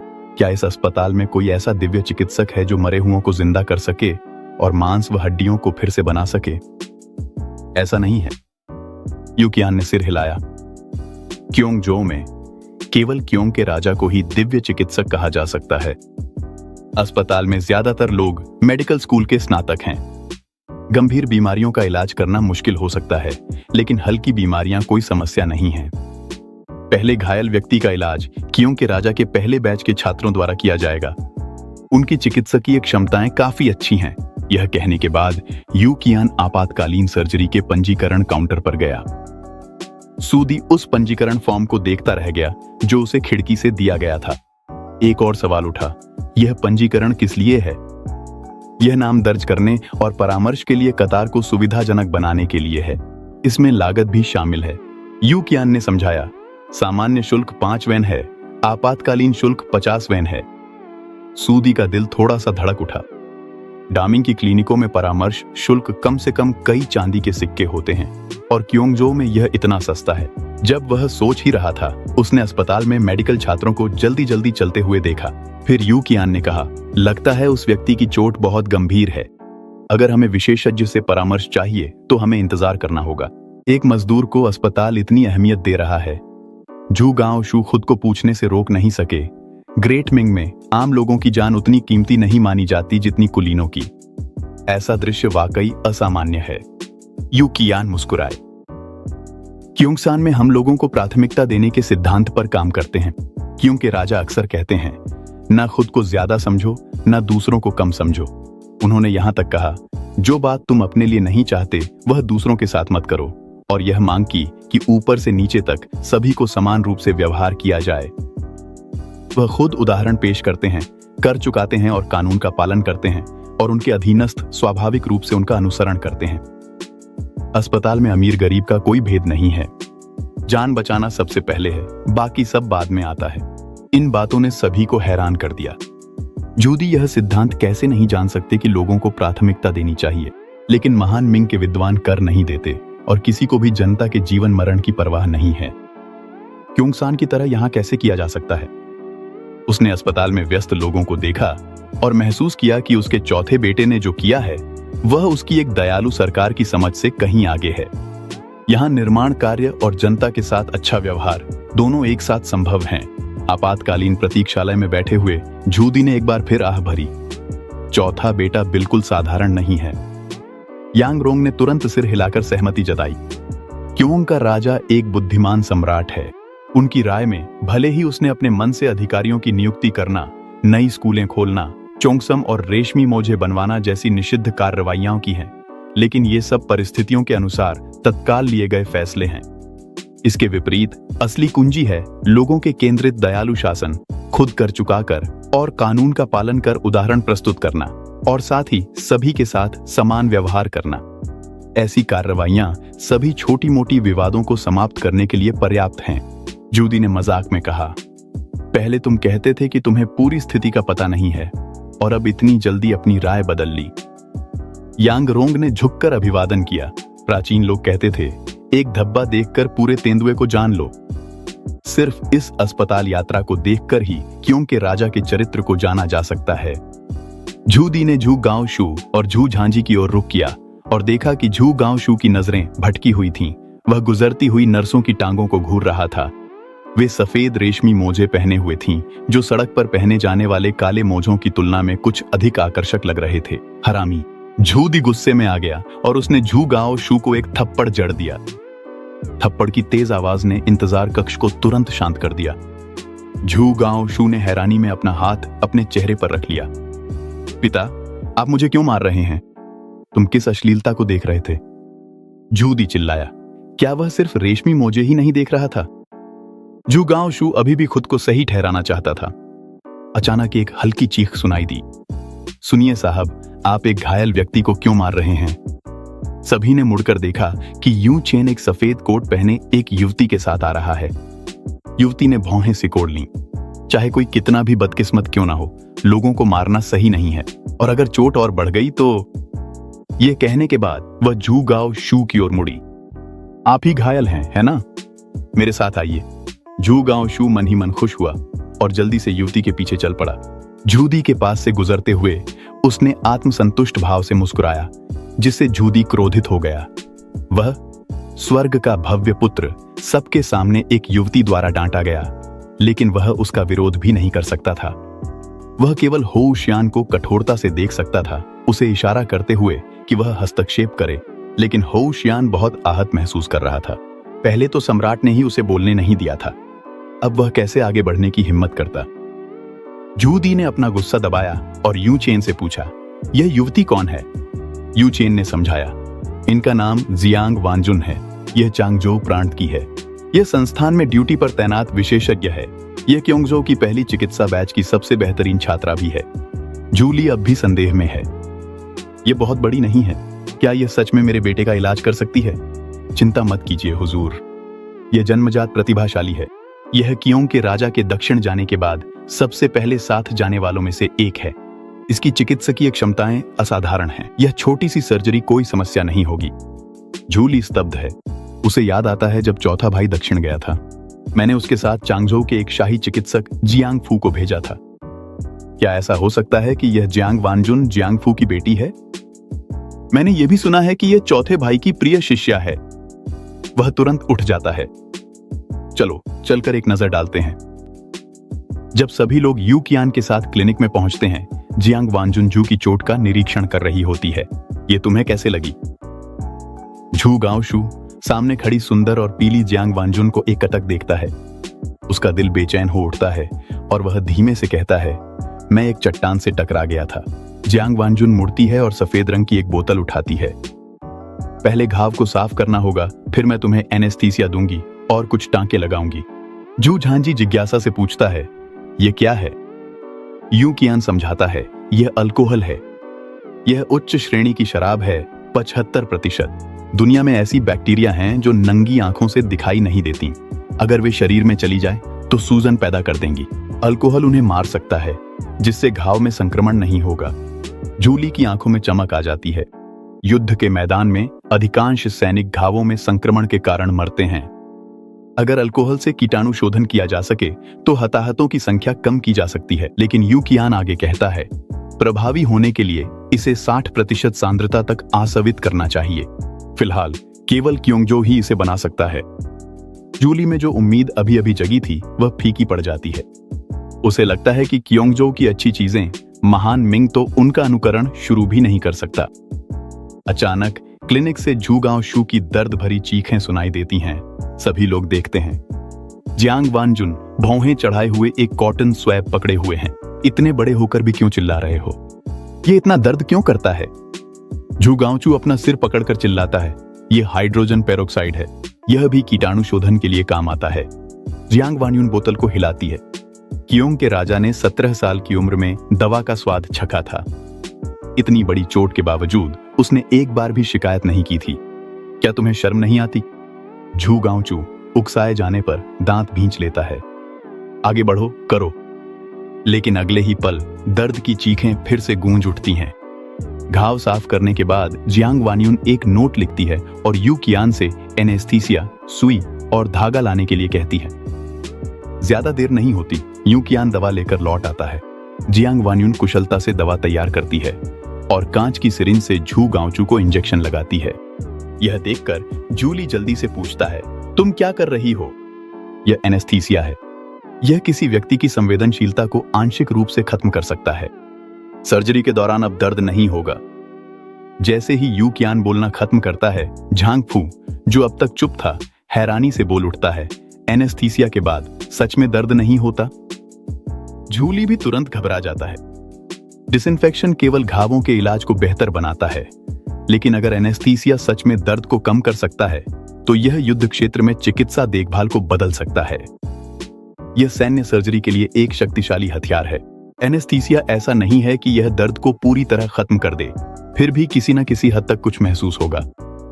यू कियान झांग फू को समझाता है और जोड़ता है, एनेस्थीसिया को सामान्य और स्थानीय में बांटा जाता है।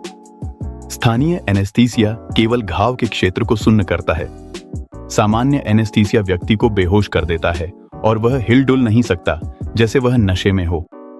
इसलिए इसे युद्ध क्षेत्र में इस्तेमाल नहीं किया जा सकता। झांग फू तुरंत निराश हो जाता है। जूली की आंखों की चमक भी थोड़ी मंद पड़ जाती है। दोनों सैनिकों के दर्द से डर को दूर करने के लिए एनेस्थीसिया का इस्तेमाल करना चाहते थे, लेकिन इसके दुष्प्रभावों ने उस विचार को खत्म कर दिया है। लेकिन जूली जल्दी ही अपना मन बदल लेता है। सर्जरी के बाद दर्द को कम कर पाना अपने आप में एक बहुत बड़ा लाभ है। घायलों का इलाज युद्ध का एक महत्वपूर्ण कड़ी है।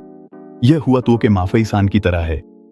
झांग रोंग अपनी दाढ़ी सहलाते हुए कहते हैं, ऐतिहासिक अभिलेखों में लिखा है कि वह पेट खोलकर आंतों को धो सकते थे। पहले इसे केवल एक किस्से के रूप में माना जाता था। अब क्योंगजो की चिकित्सकीय क्षमताएं देखकर लगता है कि यह परंपरा वहीं से आई है। यू कियान ने उत्तर दिया, श्रीमान सही कह रहे हैं। हुआ तुओ क्योंगजो चिकित्सा के संस्थापक हैं। ये सभी सर्जरी क्योंग के राजा द्वारा फिर से विकसित की गई थीं। तभी जूदी ने राहत की सांस ली। अगर चिकित्सकीय कौशल किसी दिव्य चिकित्सक की विरासत से आया है तो यह पिछले जन्म की बुद्धि की तुलना में कहीं अधिक विश्वसनीय है। इस समय जियांग वानयुन ने झू गांवचू को एक पतली चादर से ढक दिया और घाव की टांकें लगाने लगी। जूदी ने अपने दूसरे बेटे से पूछा, क्या तुम्हें दर्द हो रहा है? झू गांवचू ने भारी आवाज में जवाब दिया, पिता, दर्द नहीं हो रहा, बस सिर में झुनझुनी सी महसूस हो रही है। यह उस तेज दर्द जैसा नहीं है जैसा हाइड्रोजन पेरोक्साइड से होता है। जूदी ने राहत महसूस की। वह सबको लेकर हॉल में इंतजार करने चले गए और देखा कि कमरे से नर्सें लगातार गहरे लाल रंग का पानी से भरे तसले बाहर निकाल रही थीं। वह वही मजदूर था जिसे लोहे की छड़ ने छेद दिया था, जिसका अभी भी इलाज चल रहा था। ऐसी चोट के बावजूद भी उसे बचाया जा रहा है। क्योंजो की चिकित्सा सचमुच असाधारण है। जूदी ने कहा, महान मिंग में ऐसी चोट को बहुत पहले छोड़ दिया गया होता। वह मुड़े और यू कियान से पूछने लगे, मिस जियांग, आपके जैसे डॉक्टर क्योंगजो में कितने हैं? उन्हें कितने साल पढ़ाई करनी पड़ती है?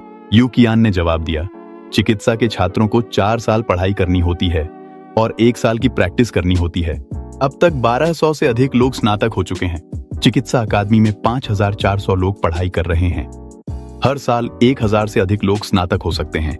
जूदी हैरान रह गए। महान मिंग की शाही चिकित्सा अकादमी के छात्रों को स्नातक होने में कम से कम 10 साल लगते हैं।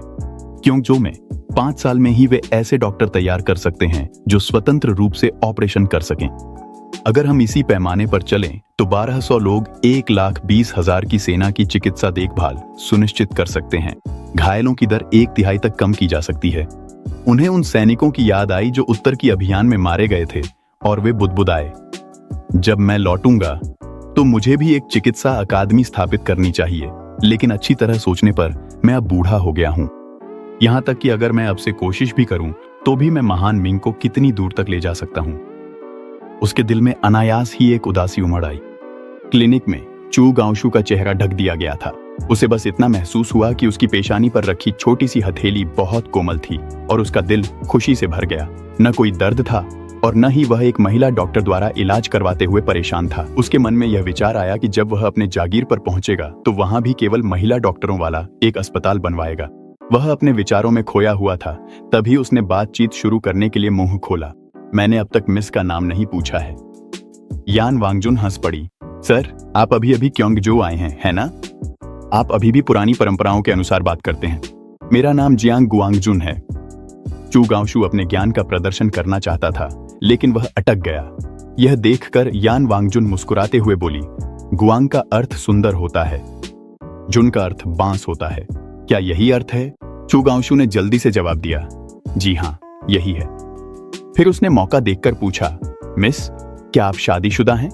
जैसे ही उसने यह कहा, यान वांगजुन की आवाज ठंडी हो गई। आप यह क्यों पूछ रहे हैं?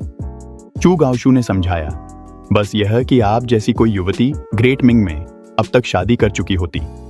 यान वांगजुन ने टांके लगाते हुए कहा, क्योंगजो में यह महत्वपूर्ण नहीं है। महत्वपूर्ण है विवाह की स्वतंत्रता। जबरन विवाह की अनुमति नहीं है। अगर दोनों पक्ष एक दूसरे से प्रेम करते हैं तो वे पंजीकरण करा सकते हैं। अगर माता पिता विरोध करें तो पुलिस को बुलाया जा सकता है और यहाँ तक कि उन्हें क्योंगजो से निष्कासित भी किया जा सकता है। महिलाएं भी काम कर सकती हैं और पैसे कमा सकती हैं। यहाँ तक कि अगर वे शादी न करें तो भी वे रिटायर हो सकती हैं। उन्हें दूसरों के नियंत्रण में रहने की जरूरत नहीं है। चू गांशु बेहद हैरान था और उसने बिना शादी के उम्र सीमा के बारे में पूछा। यान वांगजुन ने जवाब दिया, पुरुष 30 साल की उम्र में और महिलाएं 28 साल की उम्र में ब्लाइंड डेट पर जाती हैं। अगर ब्लाइंड डेट सफल नहीं होती तो वे सिंगल रह सकते हैं। अगर वे 20 साल तक बीमा का भुगतान करते हैं तो वे रिटायर हो सकते हैं। बातचीत के दौरान ही सर्जरी खत्म हो गई और यान वांगजुन ने देखभाल के निर्देश देना पूरा कर दिया। चू गांशु अभी भी हार मानने को तैयार नहीं था। मिस, अगर आप शादीशुदा नहीं हैं तो क्या इसका मतलब है कि आपके दिल में कोई नहीं है? यान वांगजुन ने बेरुखी से कहा। शिन चीजी ने कहा, मैं हरी भरी पहाड़ियों को देखता हूं, कितनी मनमोहक हैं ये। क्योंकि प्रेम में असफल कहानियों से भरा हुआ है, ऐसी बातें पूछना बेकार है। चू गांशु का दिल आधा ठंडा पड़ गया। वह स्तब्ध और उलझन में बाहर निकल गया। चूदी ने उसे जाने के लिए कहा। उसने यू चेन को एक सुनसान कोने में घसीट लिया। उसने जल्दी से पूछा, श्रीमान यू चेन, मिस जियांग किसके लिए भावनाएं रखती हैं? यू चेन ने कड़वाहट से मुस्कुराते हुए कहा, मैं आपसे छुपाने की हिम्मत नहीं करता। मुझे भी नहीं पता, लेकिन क्योंगचाओ में एक कहावत है, क्योंगचाओ की युवतियां अक्सर प्यार में पड़ जाती हैं और हर 10 में से 8 या 9 क्योंग के राजकुमार से प्रेम करती हैं। चू गांशु वहीं स्तब्ध रह गया। उसने यह वाक्य बुदबुदाया। उसने कभी सोचा भी नहीं था। यान वांगजुन के दिल में जो व्यक्ति था वह उसका अपना चौथा भाई था। सभी अस्पताल से बाहर निकल आए। संध्या ढल रही थी। यू चेन मुस्कुराया और बोला, पहले मैं आपको खाने की गली में ले जाऊंगा, वहां रात का खाना खाएंगे। रात के खाने के बाद मैं आपको गेस्ट हाउस में आराम करने के लिए ले जाऊंगा। रथ में चू गांशु ने अचानक पूछा, क्योंग की राजकुमारी हु गुआंग की बेटी है ना? मैंने सुना है कि क्योंगचाओ की युवतियां अक्सर क्योंग के राजकुमार पर मोहित रहती हैं। मुझे आश्चर्य है कि क्या मेरे चौथे भाई ने इन वर्षों में कोई उपपत्नी रखी है। मिंग शाही परिवार में केवल 25 वर्ष की उम्र में और यदि संतान न हो तभी उपपत्नी रखी जा सकती है। तुम्हारी उम्र तो केवल 24 है, उपपत्नी रखना तो निषेध का उल्लंघन है। जैसे ही यू चेन ने यह सुना वह उसकी मंशा समझ गया।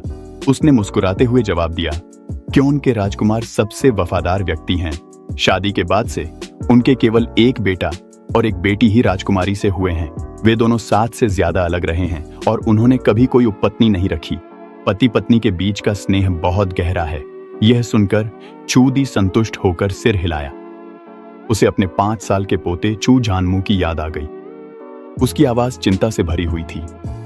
चू जानयी, जो उसके बगल में था, यह सुनकर खुश नहीं लग रहा था। जैसे ही वह विषय बदलने वाला था उसे एक अजीब सी खुशबू आई। दादाजी, कितनी अच्छी खुशबू आ रही है, चू जानयी ने सूंघते हुए कहा। चूदी और चू गांशु भी होश में आ गए। उन्होंने एक के बाद एक उस खुशबू के स्रोत के बारे में पूछा। यह शोरबे की खुशबू है, यू चेन ने समझाया। यह खुशबू मिर्च से आ रही है। यह एक पौधा है जो दूसरे महाद्वीप से आया है। इसका तीखा स्वाद क्योंगचाओ की नमी को संतुलित कर सकता है। क्योंग के राजकुमार को इसे खाना पसंद है और लोगों ने भी उसकी नकल की है। अब यह क्योंगचाओ की एक खासियत बन गई है। चूदी यह सुनकर उत्साहित हो गया। उसने तुरंत गाड़ी रोकने का आदेश दिया। चलो नीचे उतरकर इसे चखते हैं। सभी लोग स्टू रेस्टोरेंट के एक निजी कक्ष में गए। यू चेन ने उन्हें मेन्यू दिया। जैसे ही चूदी ने उसे देखा उसका चेहरा सख्त हो गया। मेन्यू में बीफ क्यों है? ये शब्द सुनकर सभी चौंक गए। मिंग राजवंश में हल चलाने वाला भैंसा एक रणनीतिक संसाधन है। बिना अनुमति के उन्हें मारना एक गंभीर अपराध है। चूदी ने हमेशा कृषि को बहुत महत्व दिया है। निस्संदेह यह बात उसकी संवेदनशीलता को छू गई थी। इसी मौके का फायदा उठाकर चू गांवशू ने समस्या खड़ी करने की कोशिश की। हमारे राजवंश के शाही रसोई घर में भी बीफ नहीं है, और क्यों के राजकुमार को इसे सबसे पहले खाने की हिम्मत कैसे हुई? यूचियन ने शांतिपूर्वक समझाया, हुजूर, आपने गलत समझा है। यह बैल का मांस नहीं है, बल्कि दुग्ध देने वाली गाय का मांस है। ये डच डेयरी गायें हैं जिन्हें 6 साल पहले पुर्तगाल से आयात किया गया था। ये खास तौर पर दूध देने के लिए होती है। ये खेत नहीं जोत सकती। दूध देने की उनकी क्षमता कम होने के बाद उन्हें मारना अपव्यय नहीं माना जाता। चू गांवशू फिर भी इस बात पर विश्वास नहीं कर रहा था। यांग रोंग ने अपनी दाढ़ी सहलाते हुए जोड़ा, यूनिक सानबाओ ने एक बार कहा था कि पुर्तगाल के कुलीन लोग आमतौर पर बीफ स्टेक खाते हैं। ठीक से सोचें तो सच में इस तरह की विशेष नस्ल की गायें होती हैं। इन बातों ने झू दी के संदेह दूर कर दिए। वह सिर हिलाते हुए बोला, अगर ऐसा है तो चलो इसे आजमाते हैं। जूदी ने बीफ की मीट बॉल्स और चिकनाईदार बीफ चुना। जब उसने किताब और आंतें देखी तो उसका माथा सिकुड़ गया। इन अंतड़ियों को खाने की क्या जरूरत है? स्टू में अंतड़ियां तो जरूर होनी चाहिए। यूकियान ने मुस्कुराते हुए कहा, किताब लिब्रिलो तो केयोंग के राजकुमार की पसंदीदा डिश है। इसे डुबोने के बाद यह बेहद कुरकुरी और स्वादिष्ट हो जाती है। जब उसने सुना कि उसके बेटे को यह पसंद है तो उसने भी इसे चुन लिया। बहुत जल्दी 2 स्वादों वाला स्टू का बर्तन मेज पर ला दिया गया। लाल शोरबा उबल रहा था। सफेद शोरबा गाढ़ा और पौष्टिक था। सभी ने डर के साथ लाल शोरबे की ओर देखा। यूकियान ने दिखाया कि किताब लिब्रिलो को कैसे डुबोना है। इसे 7 या 8 बार डुबोना ही काफी है। अगर इसे ज्यादा देर पकाया गया तो यह सख्त हो जाएगा। खाने के बाद उसने संतुष्टि का भाव दिखाया। यह देखकर झांग फू ने भी इसे चखा। मुंह में डालने के बाद उसने पहले भौहें सिकोड़ लीं। इसके तुरंत बाद उसकी आंखें चमक उठीं। बहुत स्वादिष्ट, वाकई में बहुत स्वादिष्ट। यह देखकर सभी ने संकोच करना छोड़ दिया। चॉपस्टिक्स किताब लिब्रिलो की प्लेट से लेने के लिए आपस में होड़ कर रहे थे। हॉट पॉट रेस्टोरेंट के प्राइवेट केबिन में हैरानी की आवाजें लगातार आ रही थीं। कितना गर्म है, कितना गर्म है, लेकिन किसी ने भी अपनी चॉपस्टिक्स नहीं रोकी। लिब्रिलो और बीफ एक के बाद एक बर्तन में डाले जा रहे थे। सैन्य जनरल होने के नाते वे लालच के साथ खा रहे थे। यहां तक कि झूदी ने भी अपनी सम्राट की छवि को नजरअंदाज कर दिया। मन मर्जी से खाते पीते रहे। जितना ज्यादा खाते, तीखापन उतना ही ज्यादा लुभावना हो जाता था। सभी एक ऐसी स्थिति में आ गए थे कि खाना भी चाहते थे, लेकिन तीखापन भी महसूस कर रहे थे। रुकने का यह चक्र तीखापन को और भी बढ़ा देता था। आखिरकार जूदी ने अपनी चॉपस्टिक्स नीचे रख दी। हाँफते हुए बोले, यह व्यंजन बहुत ज्यादा तीखा है। यह स्वादिष्ट है, लेकिन ज्यादा खाना मुश्किल है। झू झांझी, जिनके होंठ लाल हो गए थे, ने जल्दी से पूछा, अधिकारी, यूं क्या आपके पास तीखापन कम करने के लिए कुछ है? मेरे पास बियर और नारियल पानी है। यूकियान ने किसी को पेय लाने का आदेश दिया। सबसे पहले नारियल पानी परोसा गया। सभी ने एक घूंट चखा। हल्की मिठास और दूधिया खुशबू ने तुरंत तीखापन दूर कर दिया। यहां तक कि जूदी ने भी प्रशंसा में सिर हिलाया। फिर उसने बियर की ओर देखा, जो झाग के साथ एक एम्बर रंग का तरल था। जूदी ने संदेहपूर्ण भाव दिखाया। जू झांझी ने पहल करते हुए उसे छका। एक घूंट चखने के बाद उसने भौहें सिकोड़ लीं। कड़वी और कसैली। यूकियान मुस्कुराए और उदाहरण प्रस्तुत किया। बियर का असली स्वाद समझने के लिए उसे बड़े घूंट में पीना चाहिए। यह कहते हुए उसने बियर एक ही घूंट में पी ली। जू झांझी ने उसकी नकल की और एक बड़ा घूंट लिया। तुरंत ही उसे ताजगी और मीठा सा स्वाद महसूस हुआ। यह एहसास बेहद तरोताजा करने वाला था। स्वादिष्ट। पूरा शरीर तरोताजा महसूस करने लगा। यह देखकर जूदी ने भी एक गिलास चखा। वास्तव में इसका स्वाद अनोखा था। सभी ने अपने गिलास उठाए और जाम टकराए। बियर ने तीखापन कम कर दिया और माहौल को और भी खुशनुमा बना दिया। खाने पीने का नया दौर और भी ज्यादा आनंददायक था। यहां तक कि झू गांवशू, जो तीखा बर्दाश्त नहीं कर सकते, वे भी कई पैग पीने से खुद को रोक नहीं पाए। आरक्षित कमरे में गिलास आपस में टकरा रहे थे। खिड़की के बाहर लालटेनें पहले ही जल चुकी थीं। सड़कें बेहद जीवंत थीं। जूदी थोड़ा नशे में था। अपनी कुर्सी पर टिके हुए उसने आह भरी, मैं जिस सांसारिक दुनिया की समृद्धि की कल्पना करता हूं वह बस यही है। यह सांसारिक माहौल ठीक वैसा ही है जैसा किसी समृद्ध युग की कल्पना में होना चाहिए। खाने पीने से तृप्त होकर सभी हॉट पॉट रेस्तरां से बाहर निकल आए।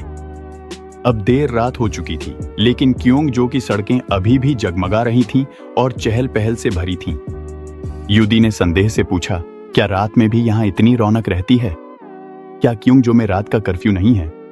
पहले तो था, बाद में शहर का कर्फ्यू हटा दिया गया। यू कियान ने समझाया, रात का बाजार शाम से लेकर तड़के तक खुला रहता है।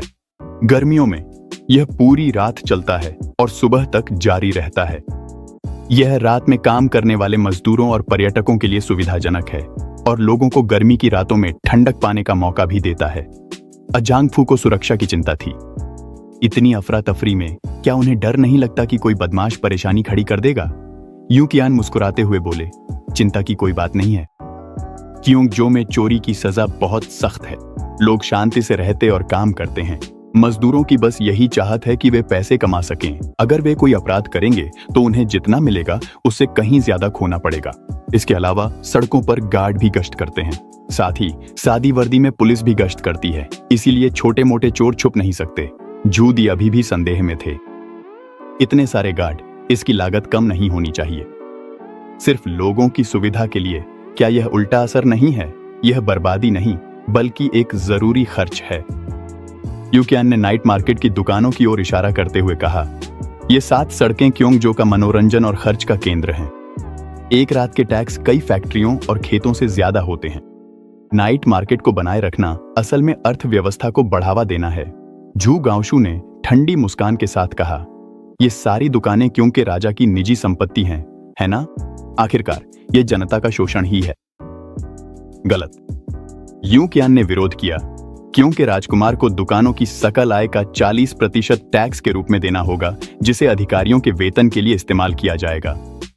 बाकी बचा 60% सार्वजनिक कार्यों, ट्रेनों, फैक्ट्रियों, अस्पतालों में निवेश किया जाएगा। सब कुछ वहीं से आएगा। पैसा घूमेगा, लोगों की जिंदगी बेहतर होगी और देश को फायदा पहुंचेगा। यह बिल्कुल भी शोषण नहीं है। इन शब्दों ने सभी को निरुत्तर कर दिया। क्योंगचाओ की आर्थिक तर्क शक्ति, भले ही यह महान मिंग के पारंपरिक विचारों के विपरीत हो, एक अलग व्यवस्था बनाती है जिसे खारिज नहीं किया जा सकता। ज्यादा देर नहीं हुई थी कि सभी लोग 5 मंजिला गेस्ट हाउस पहुंच गए। यू कियान ने विदा लेते हुए कहा, यहां आराम कीजिए सज्जनों, कल आपको किसी भी व्यवस्था की सूचना दी जाएगी। मैं बाद में आपकी सेवा के लिए लौटूंगा। यह कहकर उन्होंने झुककर अभिवादन किया और चले गए। जूदी गेस्ट हाउस की खिड़की के सामने खड़े होकर क्योंगचाओ के घरों की हजारों रोशनियों को निहार रहे थे। उनके दिल में भावनाओं का बवंडर उठ रहा था। आज आपके प्रति उनकी प्रारंभिक उपेक्षा पूरी तरह से चौंक और क्योंगचाओ के मॉडल पर गहरी सोच में बदल गई थी। सीमा शुल्क, रेलवे स्टेशन, अस्पतालों से लेकर स्टील मिलों और नाइट मार्केट तक क्योंगचाओ का हर स्थान उनकी महान मिंग के प्रति धारणा को तोड़ रहा था। जो बात उन्हें सबसे ज्यादा घुटन महसूस करा रही थी वह यह थी कि आपने जो आर्थिक विकास और शासन की नीतियां लागू की थीं, वे एक ऐसा रास्ता खोल रही थीं जिस पर पहले कभी कोई नहीं चला था। इसके मुकाबले महान मिंग, जिसे उन्होंने बनाने में कड़ी मेहनत की थी, चाहे उसने पिछली राजवंशों से सीखा हो, शासन में सुधार किया हो, सेना को मजबूत किया हो, सीमाओं का विस्तार किया हो, शास्त्रों की पुनर्समीक्षा की हो और अपनी शक्ति का प्रदर्शन किया हो, फिर भी वह घोड़ों से खींची जाने वाली गाड़ियों के युग में ही थी और तांग व सोंग राजवंशों से उसमें कोई बुनियादी अंतर नहीं था। उसे निराशा के साथ एहसास हुआ कि महान मिंग के बुद्धिमान लोग 8 भागों के निबंधों में ही डूबे हुए हैं। कोई भी भाप इंजन, इस्पात उत्पादन, चिकित्सा सुधार जैसी उन चीजों का अध्ययन नहीं कर रहा था जो वास्तव में देश को मजबूत बना सकती थीं। अगर कोई और देश पहले क्योंगचाओ के रास्ते पर चलता तो महान मिंग पर तत्काल खतरा मंडरा जाता। सौभाग्य से यह सुधार उसके बेटे से आया था, महान मिंग की धरती से आया था।